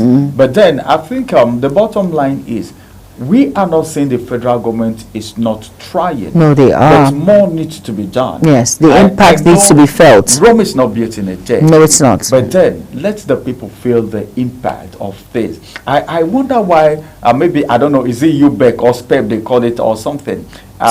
These are people working under the ministry, or maybe the local government. Some are LGA, some are, what is it called? But at the same level, at the same grade level, you see this one taking higher, all right? This teacher taking higher than this other teacher. Really? And don't be surprised that the same grade. The same grade. No. And don't be surprised that these ones that are taking the lower amount are doing more of the work. Of course, that is what it is. These are the check and balances. No. These are the things we need to look into. It's not just going to the office and go sit down without doing anything. Just then when it's time to go home, take you your pick your bag and go home. No. Whatever you do today, it is nation building. And I don't know, but then they said there's always a posterity, you know, there's always tomorrow. Yeah, true. And whatever you do today, somehow it comes back to you. Let's join our hands together and build this nation. Nigeria is a great nation. I keep saying that. Let's join our hands together and build this nation. If the money is not there, if there is a reason why you can't attend to primary health care right now, let the people know. If there's a reason why the strike is going on, let the people know. You know, instead of just allowing these kids to stay at home, allow pregnant women that are supposed to go for antenatal and all of that, stay back at home. People give birth at a very risky places. That's all of that. People are sick, they can't afford drugs anymore. They stay at home and resort to what they call traditional or trado medicine, which doesn't even have prescription. Exactly. You don't know what to take. You just take based on how you're feeling inwardly in your body. And you know, all these things have negative impact on the society and on our health. Yes, it does. Talking about the pregnant women now, or the women out there, that's why there is high. I know you will stand for the women. I know. I'm a woman. What do you expect? We must lift each other. Now that's why there's a high rate of maternal mortality rate. It's very high. Why, you might ask? Because some of them cannot afford good health care, so they go to Trado, or they try to give birth at home, get a midwife or a nurse and try to give birth at home. Many of them cannot afford cesarean section, so they try as much as possible to cut corners at the detriment of their lives. Why? They cannot afford, and most of these health centers that they can actually run to are closed down. So talking about pregnant women, talking about individuals that are sick, that do not have, there is no headway. So a lot needs to be done, whether education, whether health sector, a lot needs to be done. These are the first contact to human life before others will follow. Very important. So at the same time, now you mentioned about the school. Yes, it's very important that some salaries are much more higher than some, even when they're on the same grade, and the ones that are paid lower actually do more than the ones that are higher paid. So please, there should be a balance cut across. If it's going to be 200,000, let it be cut across, as long as you are on the same grade. I think it is fair, and that is justice. Even God approves of that. And at the same time, our children, our future leaders, please let the needful be done as soon as possible. These children did not ask to be from the background or the home in which they are from. They found themselves there, and I know they will be great in life. So please, those in authority that will do the needful and the right thing, human-wise, be that voice, be that person to make that difference, to do the right thing when it comes to our children going back to school. Right, Ramsey? That's it. That's the truth. I think the best you can give to the children now is sending back to school. Most of that exams will be starting next week. These people are running the same curriculum, yes. You know, so there is no need keeping them behind. Please. No parent will be happy seeing their children at home. Some children cry. My children, when it's time for school, just running late alone, they cry. How much more not going to school? I'm telling you, there's some kids, they take it too personal. A minute additional to the time they are supposed to be in school, they will start disturbing, start crying. How much more when somebody is not in school at all? They're so emotional. Are you kidding me? You can imagine, especially when amongst those kids that have not been in school. I don't want to imagine what the parents are going through, because she's becoming emotional already. No, I'm laughing because there are some kids that are so emotional. I know some kids that cannot take failure. No. They can't. Just want to hear so that. Please, let us do the needful. Let us help them, please. It's very important. These are our children. They need. It's right to education. It's their right. It's a right. It's not a privilege. It's a right. And of course, we will go on a very quick break now, and then we'll have Ogochukwu Mobona, who we will delve into the social media on Social Buzz, and let's see what's making rounds on the internet. Do not go anywhere. Global Morning continues, but up next is Social Buzz. Stay tuned.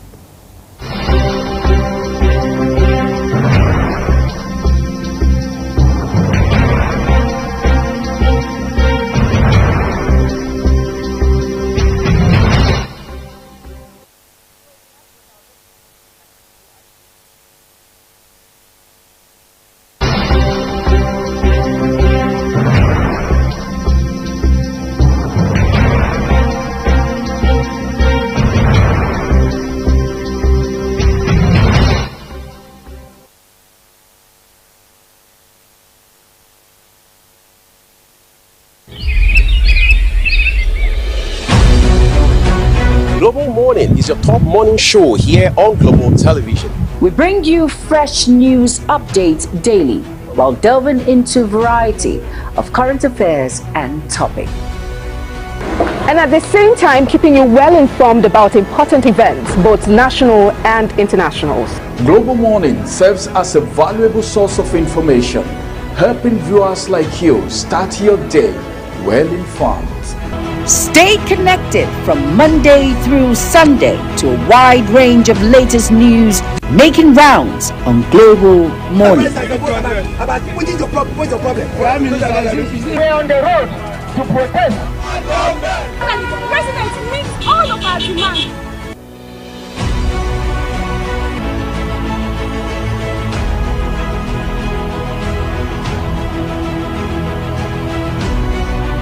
This is Global Morning.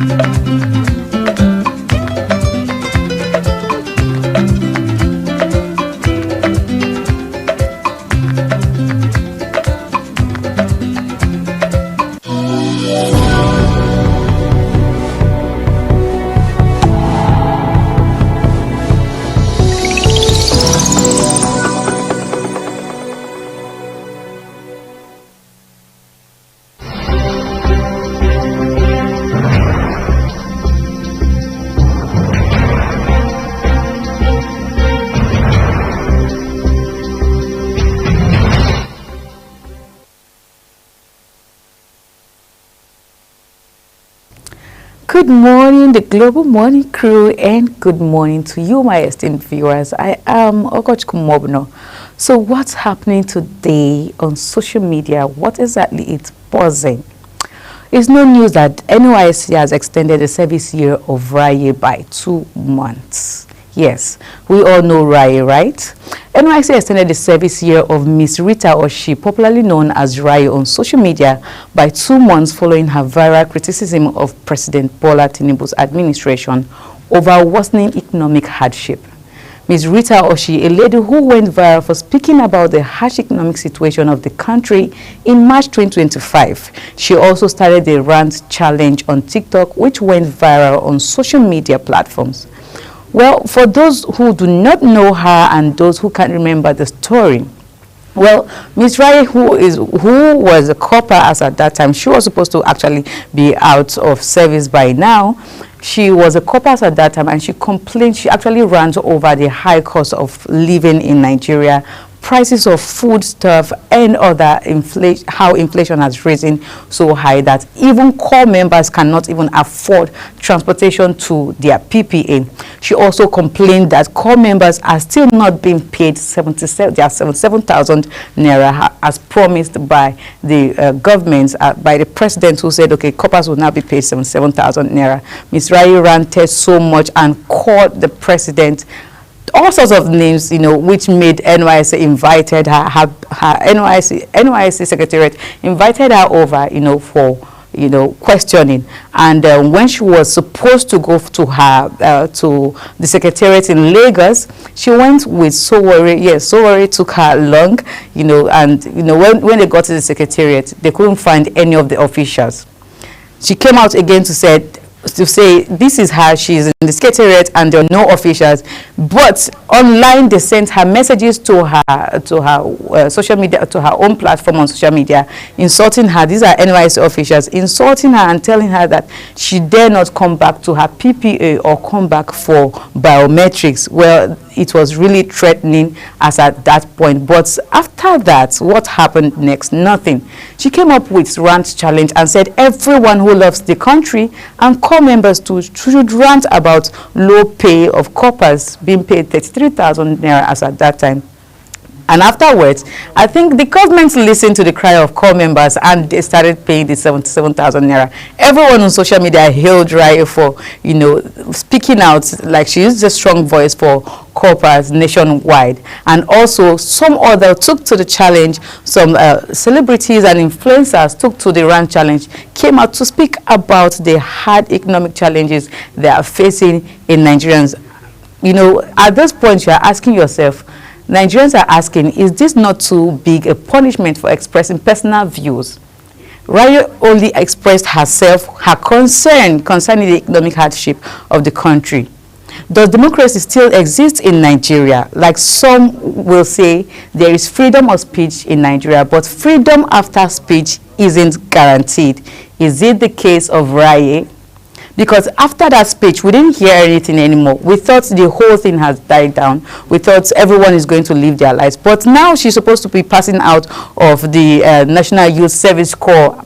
And they are telling her, no, we are extending your stay for 2 extra months, all because you spoke out. Do we still have freedom of speech? Do we still have democracy working in this country?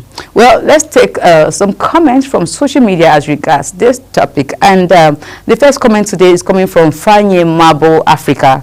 And Fanye says, while the NYSC maintains its rules on conduct, critics argue the punishments may seem excessive for expressing personal view. 2 months extra is really too much for expressing personal view. I thought we were supposed to express our views.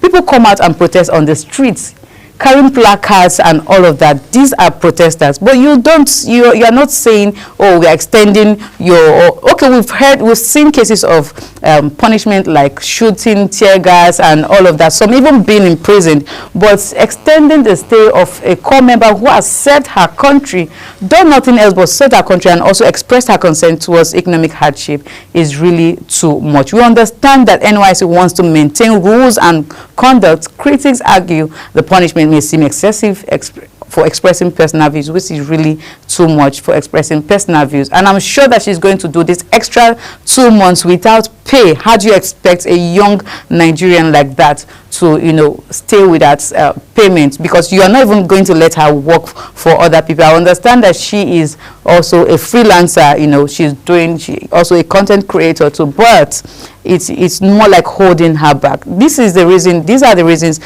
some young Nigerians still feel like there is no hope for them in this country, and that's the reason why we have more of Japa syndrome in the country. Well, the second comment is coming from Enugu Lastborn, and Enugu Lastborn says, to show you that no institution is independent in Nigeria. There is no independent institution in Nigeria, because the National Youth Service Corps is supposed to be, you know, protecting the lives of corps members and protecting their opinion. But if they are the one punishing them, that means the people, individuals serving under the NYSC has no right to even complain about the country, which is very, very bad. This body, NYSC, is supposed to be protecting the interest of corps members and not the other way around. But in Raye's case, it is the other way around.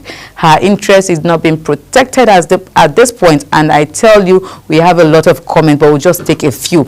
Well, the last but not the least comment today is from Obaje Michaels Edime, and Obaje says, service to the nation that politicians are fighting over and many are being honored for is the same national service that they are using to punish someone.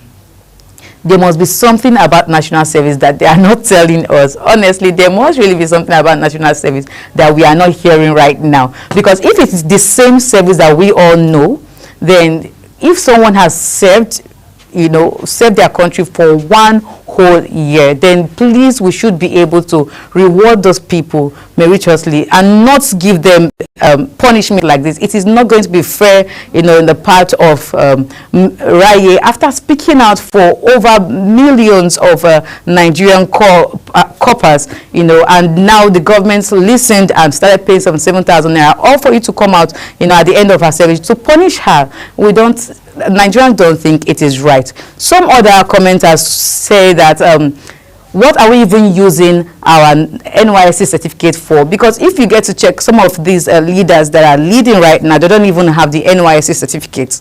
So is it that we are trying to follow a particular law, but some leaders are not even following the law? Most of our leaders right now, most senators, most governors cannot even bring out their SSC certificate to show the world that, oh, we have it. We've had cases, different cases of missing certificate from leaders, and talk less of the NYSC certificate. But right now, someone served for 1 whole year, serving our country and being a good citizen without causing any form of chaos, and then this is happening. It is really heartbreaking that in the country nobody gets to air their opinion anymore. There is freedom of speech, but then freedom after speech isn't guaranteed, and this is the case of Raye. And everyone right now on social media is, social media, as we always say, is buzzing. It is rowdy right now on social media because they are not having it at all. Coppers are planning on taking on protest, or taking to the streets to protest against the government concerning this harsh situation, this harsh punishment given to Raye. They feel like Raye shouldn't go under this punishment. 2 weeks serving the country once again without payment. It is really harsh for her.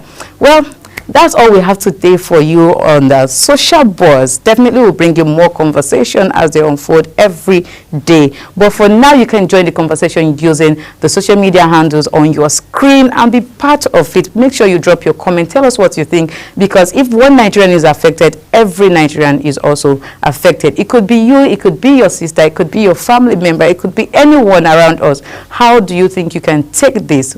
Will you take it lightly, or is something that should be talked about? Well, my name is Ogoch Kumobno, and I'll be living here with the Global Morning crew as Global Morning continues.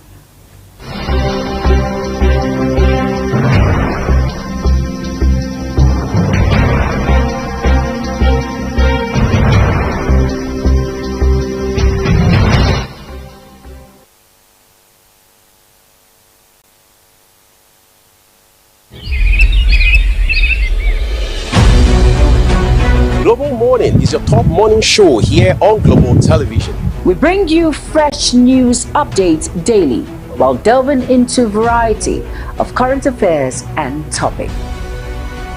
And at the same time, keeping you well informed about important events, both national and internationals. Global Morning serves as a valuable source of information, helping viewers like you start your day well informed. Stay connected from Monday through Sunday to a wide range of latest news making rounds on Global Morning. What is your problem? What's your problem? We're on the road to protest. And the president meets all of our demands.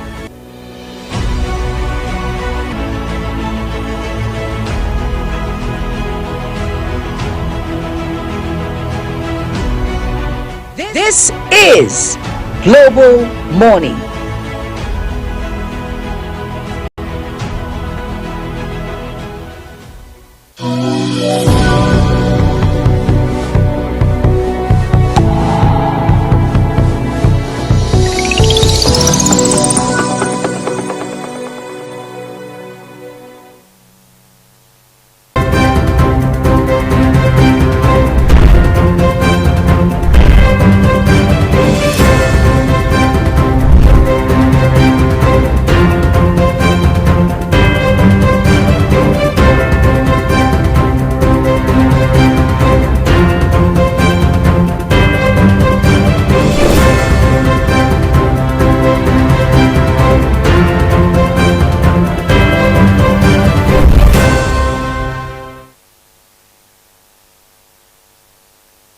Do you know that Global Television can be watched in Nigeria and all over the world? Download the Global TV Nigerian mobile app for Android and iOS devices to watch Global Television real-time from around the world. What are you waiting for? Start downloading and stay connected to Global Television.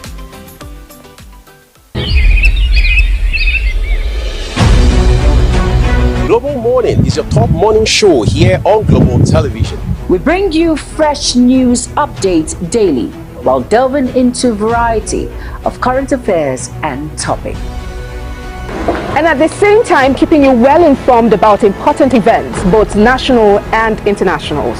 Global Morning serves as a valuable source of information, helping viewers like you start your day well informed. Stay connected from Monday through Sunday to a wide range of latest news making rounds on Global Morning. What is your problem? What's your problem? We're on the road to protest. And the president meets all of our demands.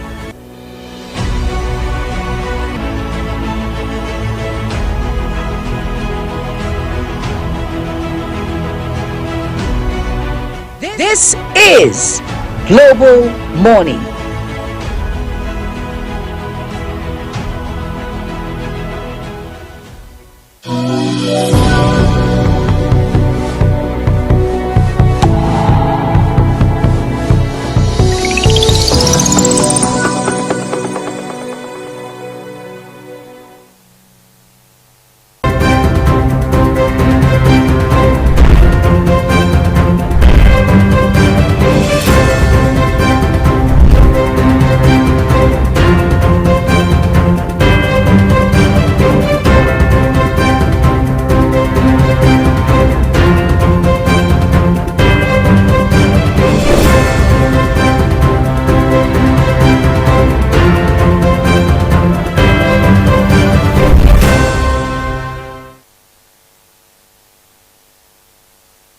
Do you know that Global Television can be watched in Nigeria and all over the world?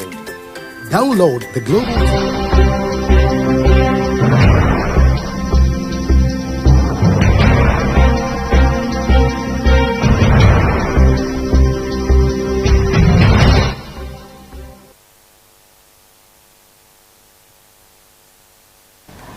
All right, you are welcome back from that particular break, and of course that was Social Buzz with Ogochukwu Mobuna. Thank you so much, Ogochukwu, for bringing the social media space and what is making rounds in the internet to us right here on Global Morning.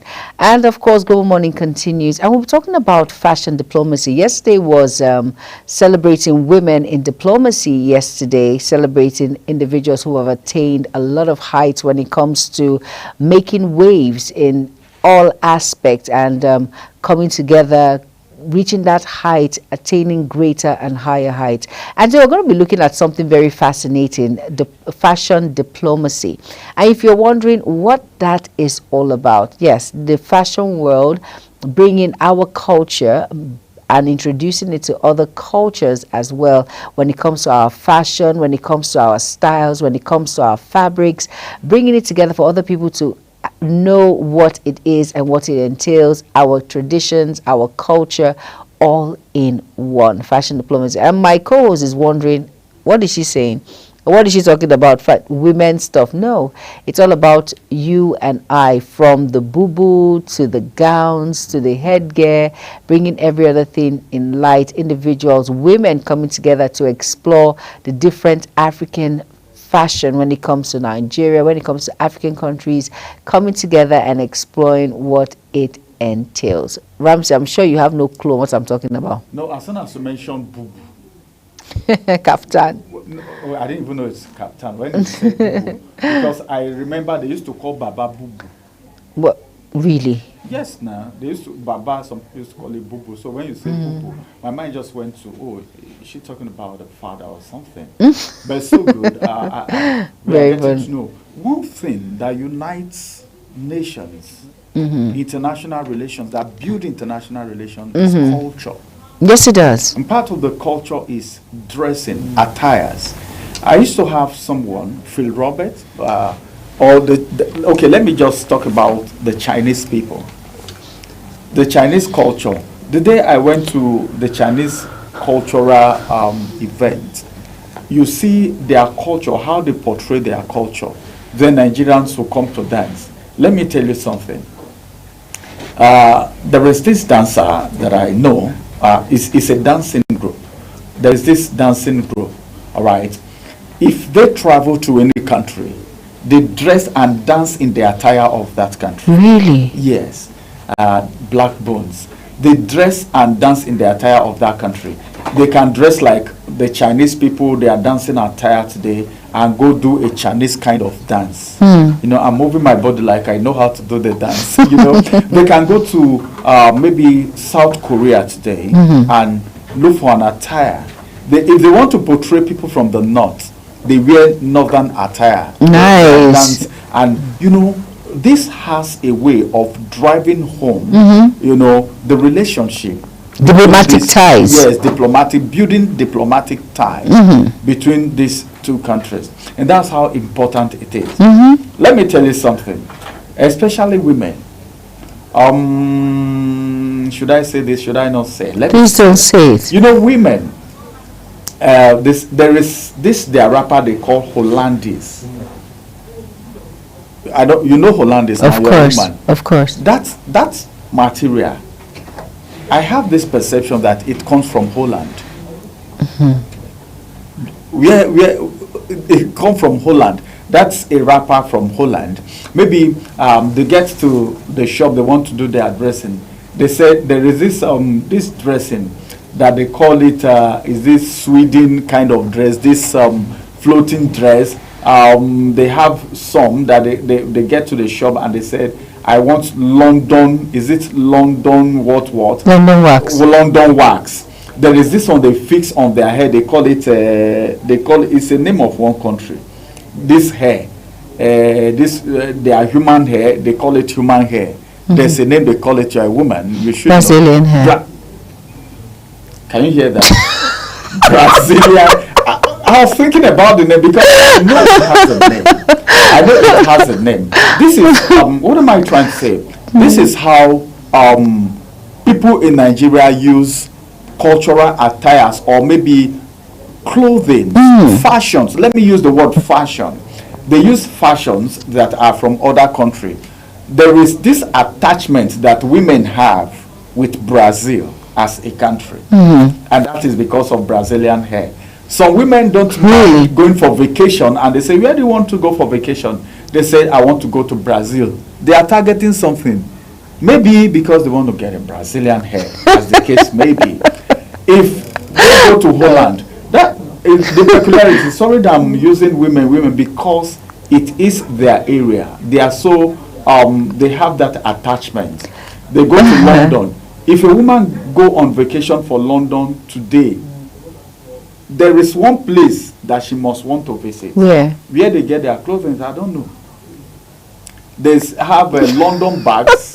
They have Brazilian hair. They have Swede. Is it Swedish? Are you talking about the Dutch wax? Okay, you can hear Dutch wax. So when it comes to fashion, fashion has. Why am I doing this to you, Ramsey? Yes. Let me tell you something. By the time you travel from this place and you go for vacation, maybe in this is what we do sometimes. Because of women are very selective when they want to go for vacation.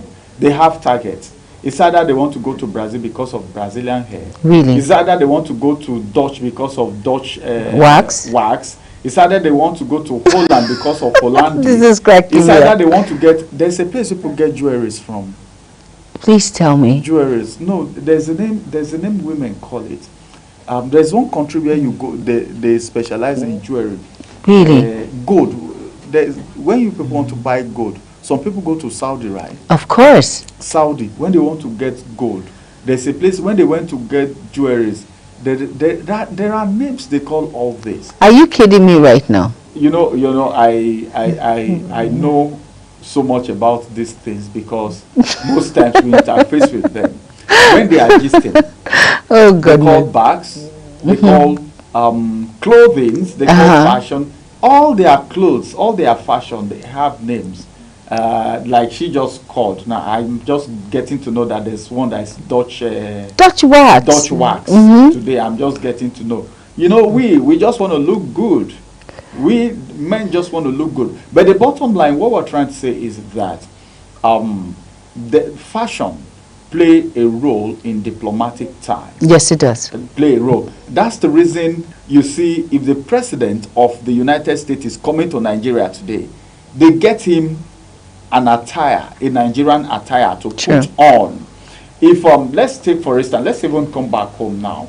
Let's talk about states in Nigeria.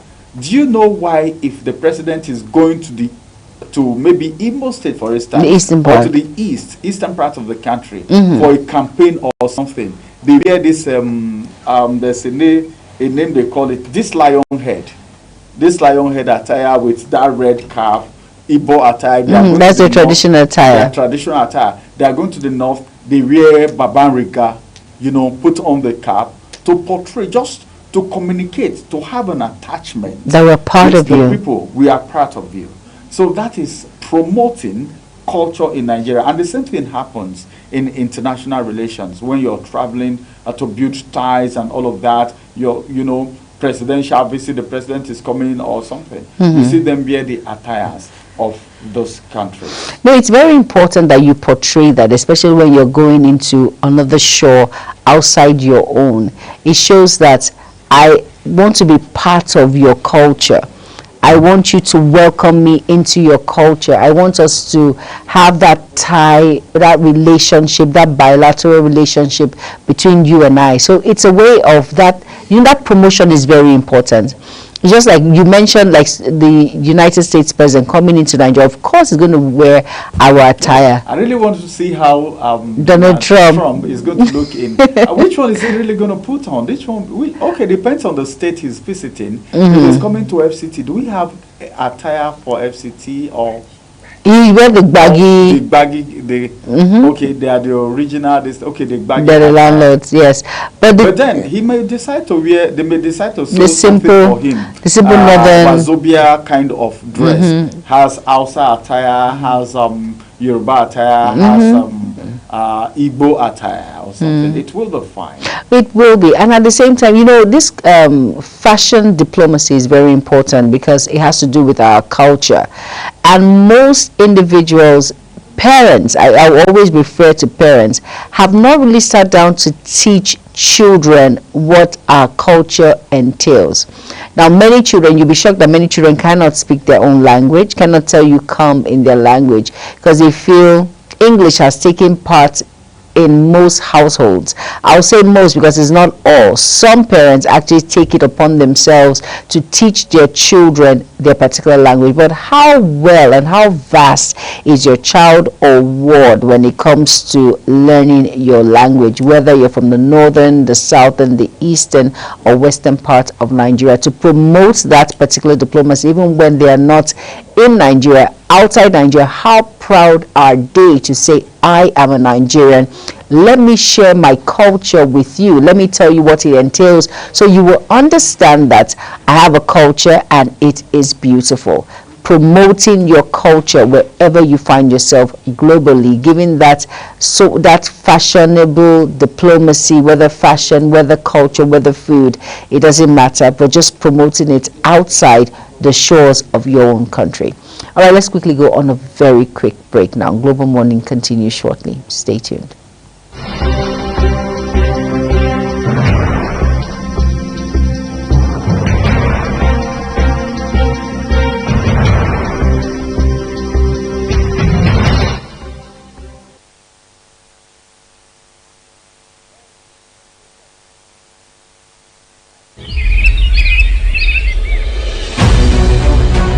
Global Morning is your top morning show here on Global Television.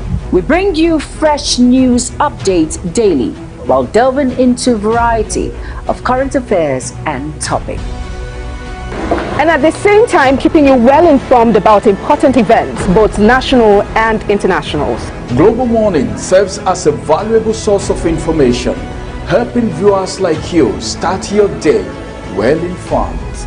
Stay connected from Monday through Sunday to a wide range of latest news making rounds on Global Morning. We're on the road to protest. And the president meets all of our demands.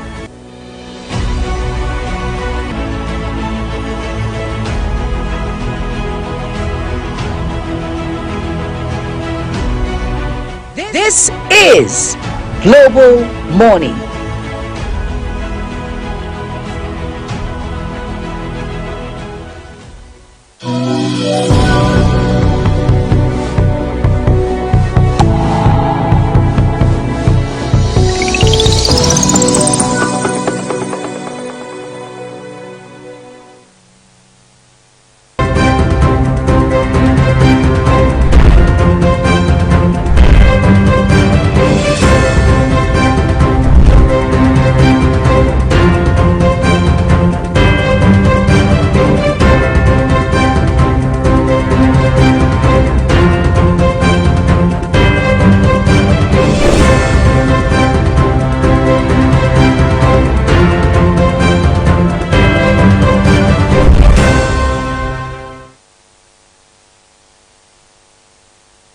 Do you know that Global Television can be watched in Nigeria and all over the world? Download the Global TV Nigerian mobile app for Android and iOS devices to watch Global Television real-time from around the world. What are you waiting for? Start downloading and stay connected to Global Television.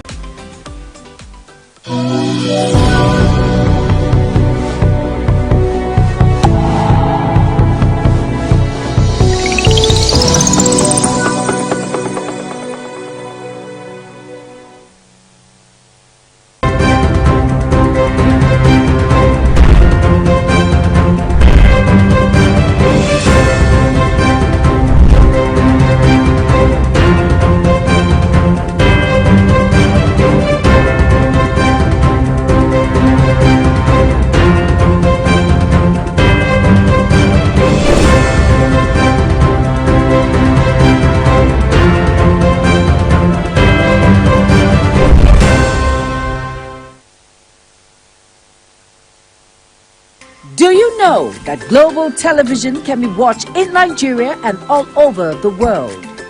Download the Global TV Nigerian mobile app for Android and iOS devices to watch global television real-time from around the world. What are you waiting for? Start downloading and stay connected to Global Television.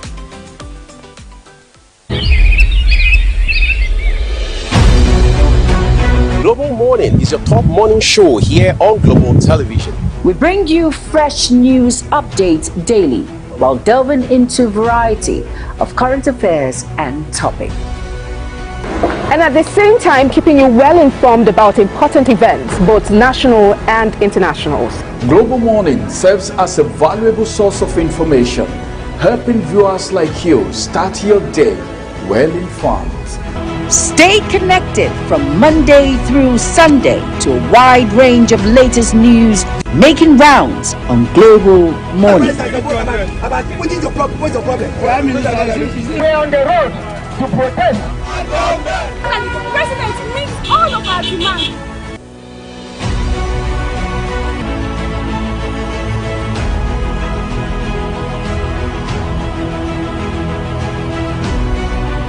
This is Global Morning.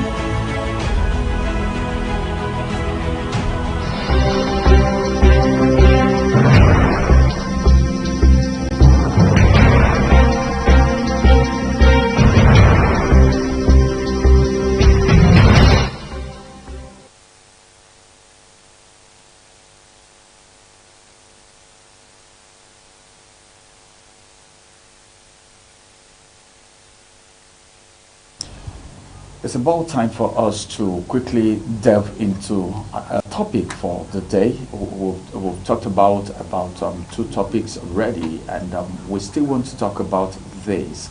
And that's the issue of party conflict.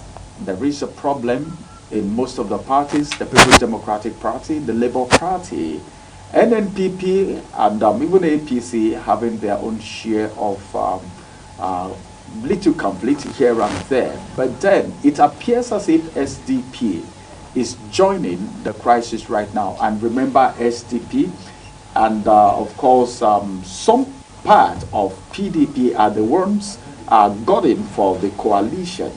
But now there seems to be a crisis in SDP too. I don't know why parties are having these problems left, right, back, front, and center. But as it is, as at yesterday, crisis hit the SDP National Working Committee yesterday. And of course, the chairman of the national chairman is having some couple of issues. We have a political and public affairs analyst joining us via Zoom to talk about the incident that happened yesterday. Dr. Oke Ezubu is joining us on the program this morning. It's good to have you join us on the program this morning, Doctor.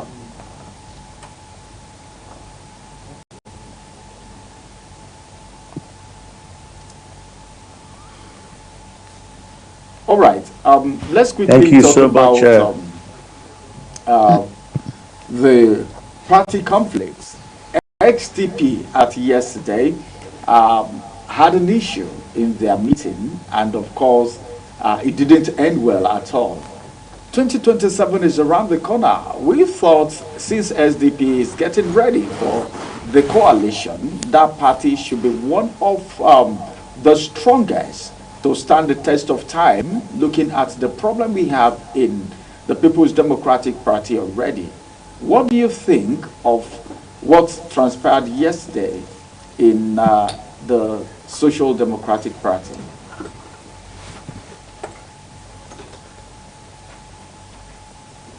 Well, Ramsey, I'm beginning to learn a new lexicon and a new direction in political science. I thought we've seen it all these years.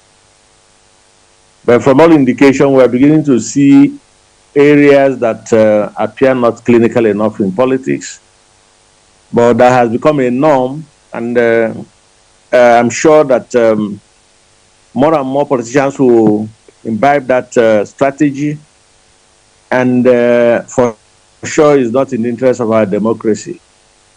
And that is how to destabilize a political party.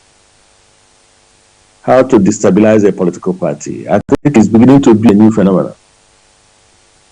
Because otherwise, how do you explain a situation where every political party in this country, minus the ruling party, even when they have their own internal problems, every other political party is having one issue or the other?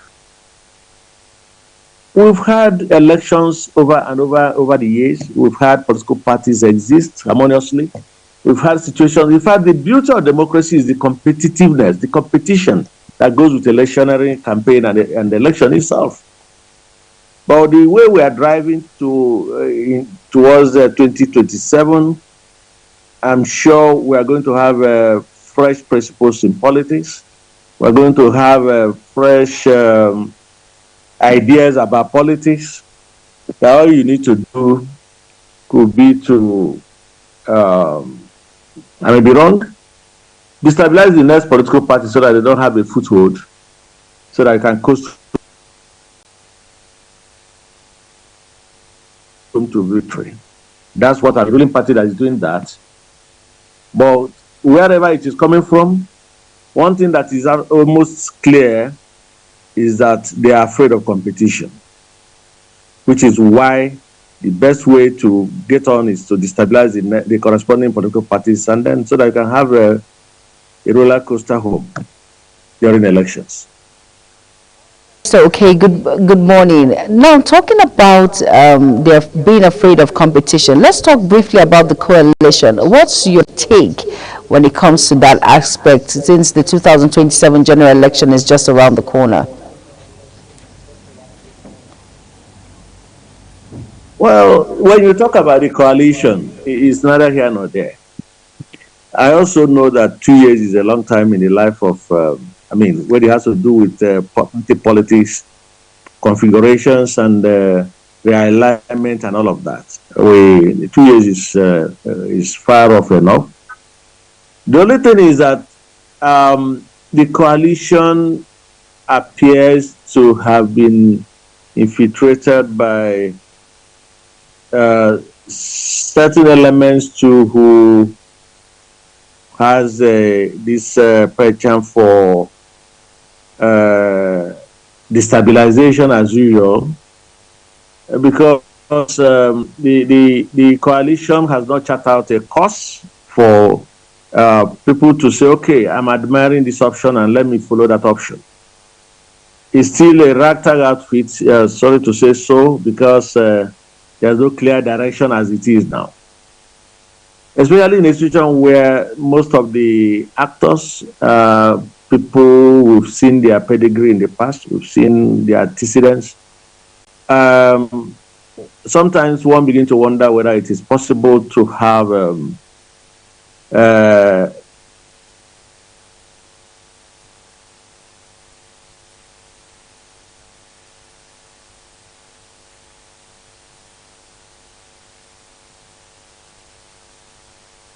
actually have their way.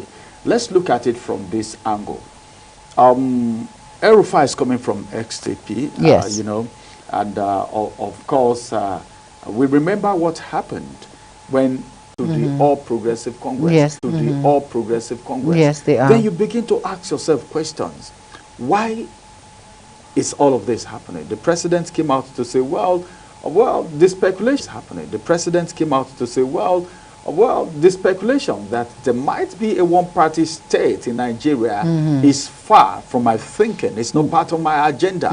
Because the president is making it feel, well, it will be better when we have a lot of party contesting for the presidency in 2027. Very true. Let it not be a one-way thing. But one-way ticket. One-way ticket. But then the defection is saying so much. But for SDP, who said, well, we need to form a formidable party, come together, do a merger, do a coalition to ensure that APC don't get to power in 2027, and we're having pockets of crisis, conflicts here and there from these parties. It sends a message. What message is it sending? The message is sending is this. What message is it sending? The message it's sending is that, well, a house in disarray cannot stand. Never. And a house that is standing with one leg, a single push will take it off. So these parties now are not standing on two legs. So anything can happen. And if we must, you remember what happened in 2015 when APC came on board. It was as a result of different parties coming together to form that coalition, which gave birth to APC. Then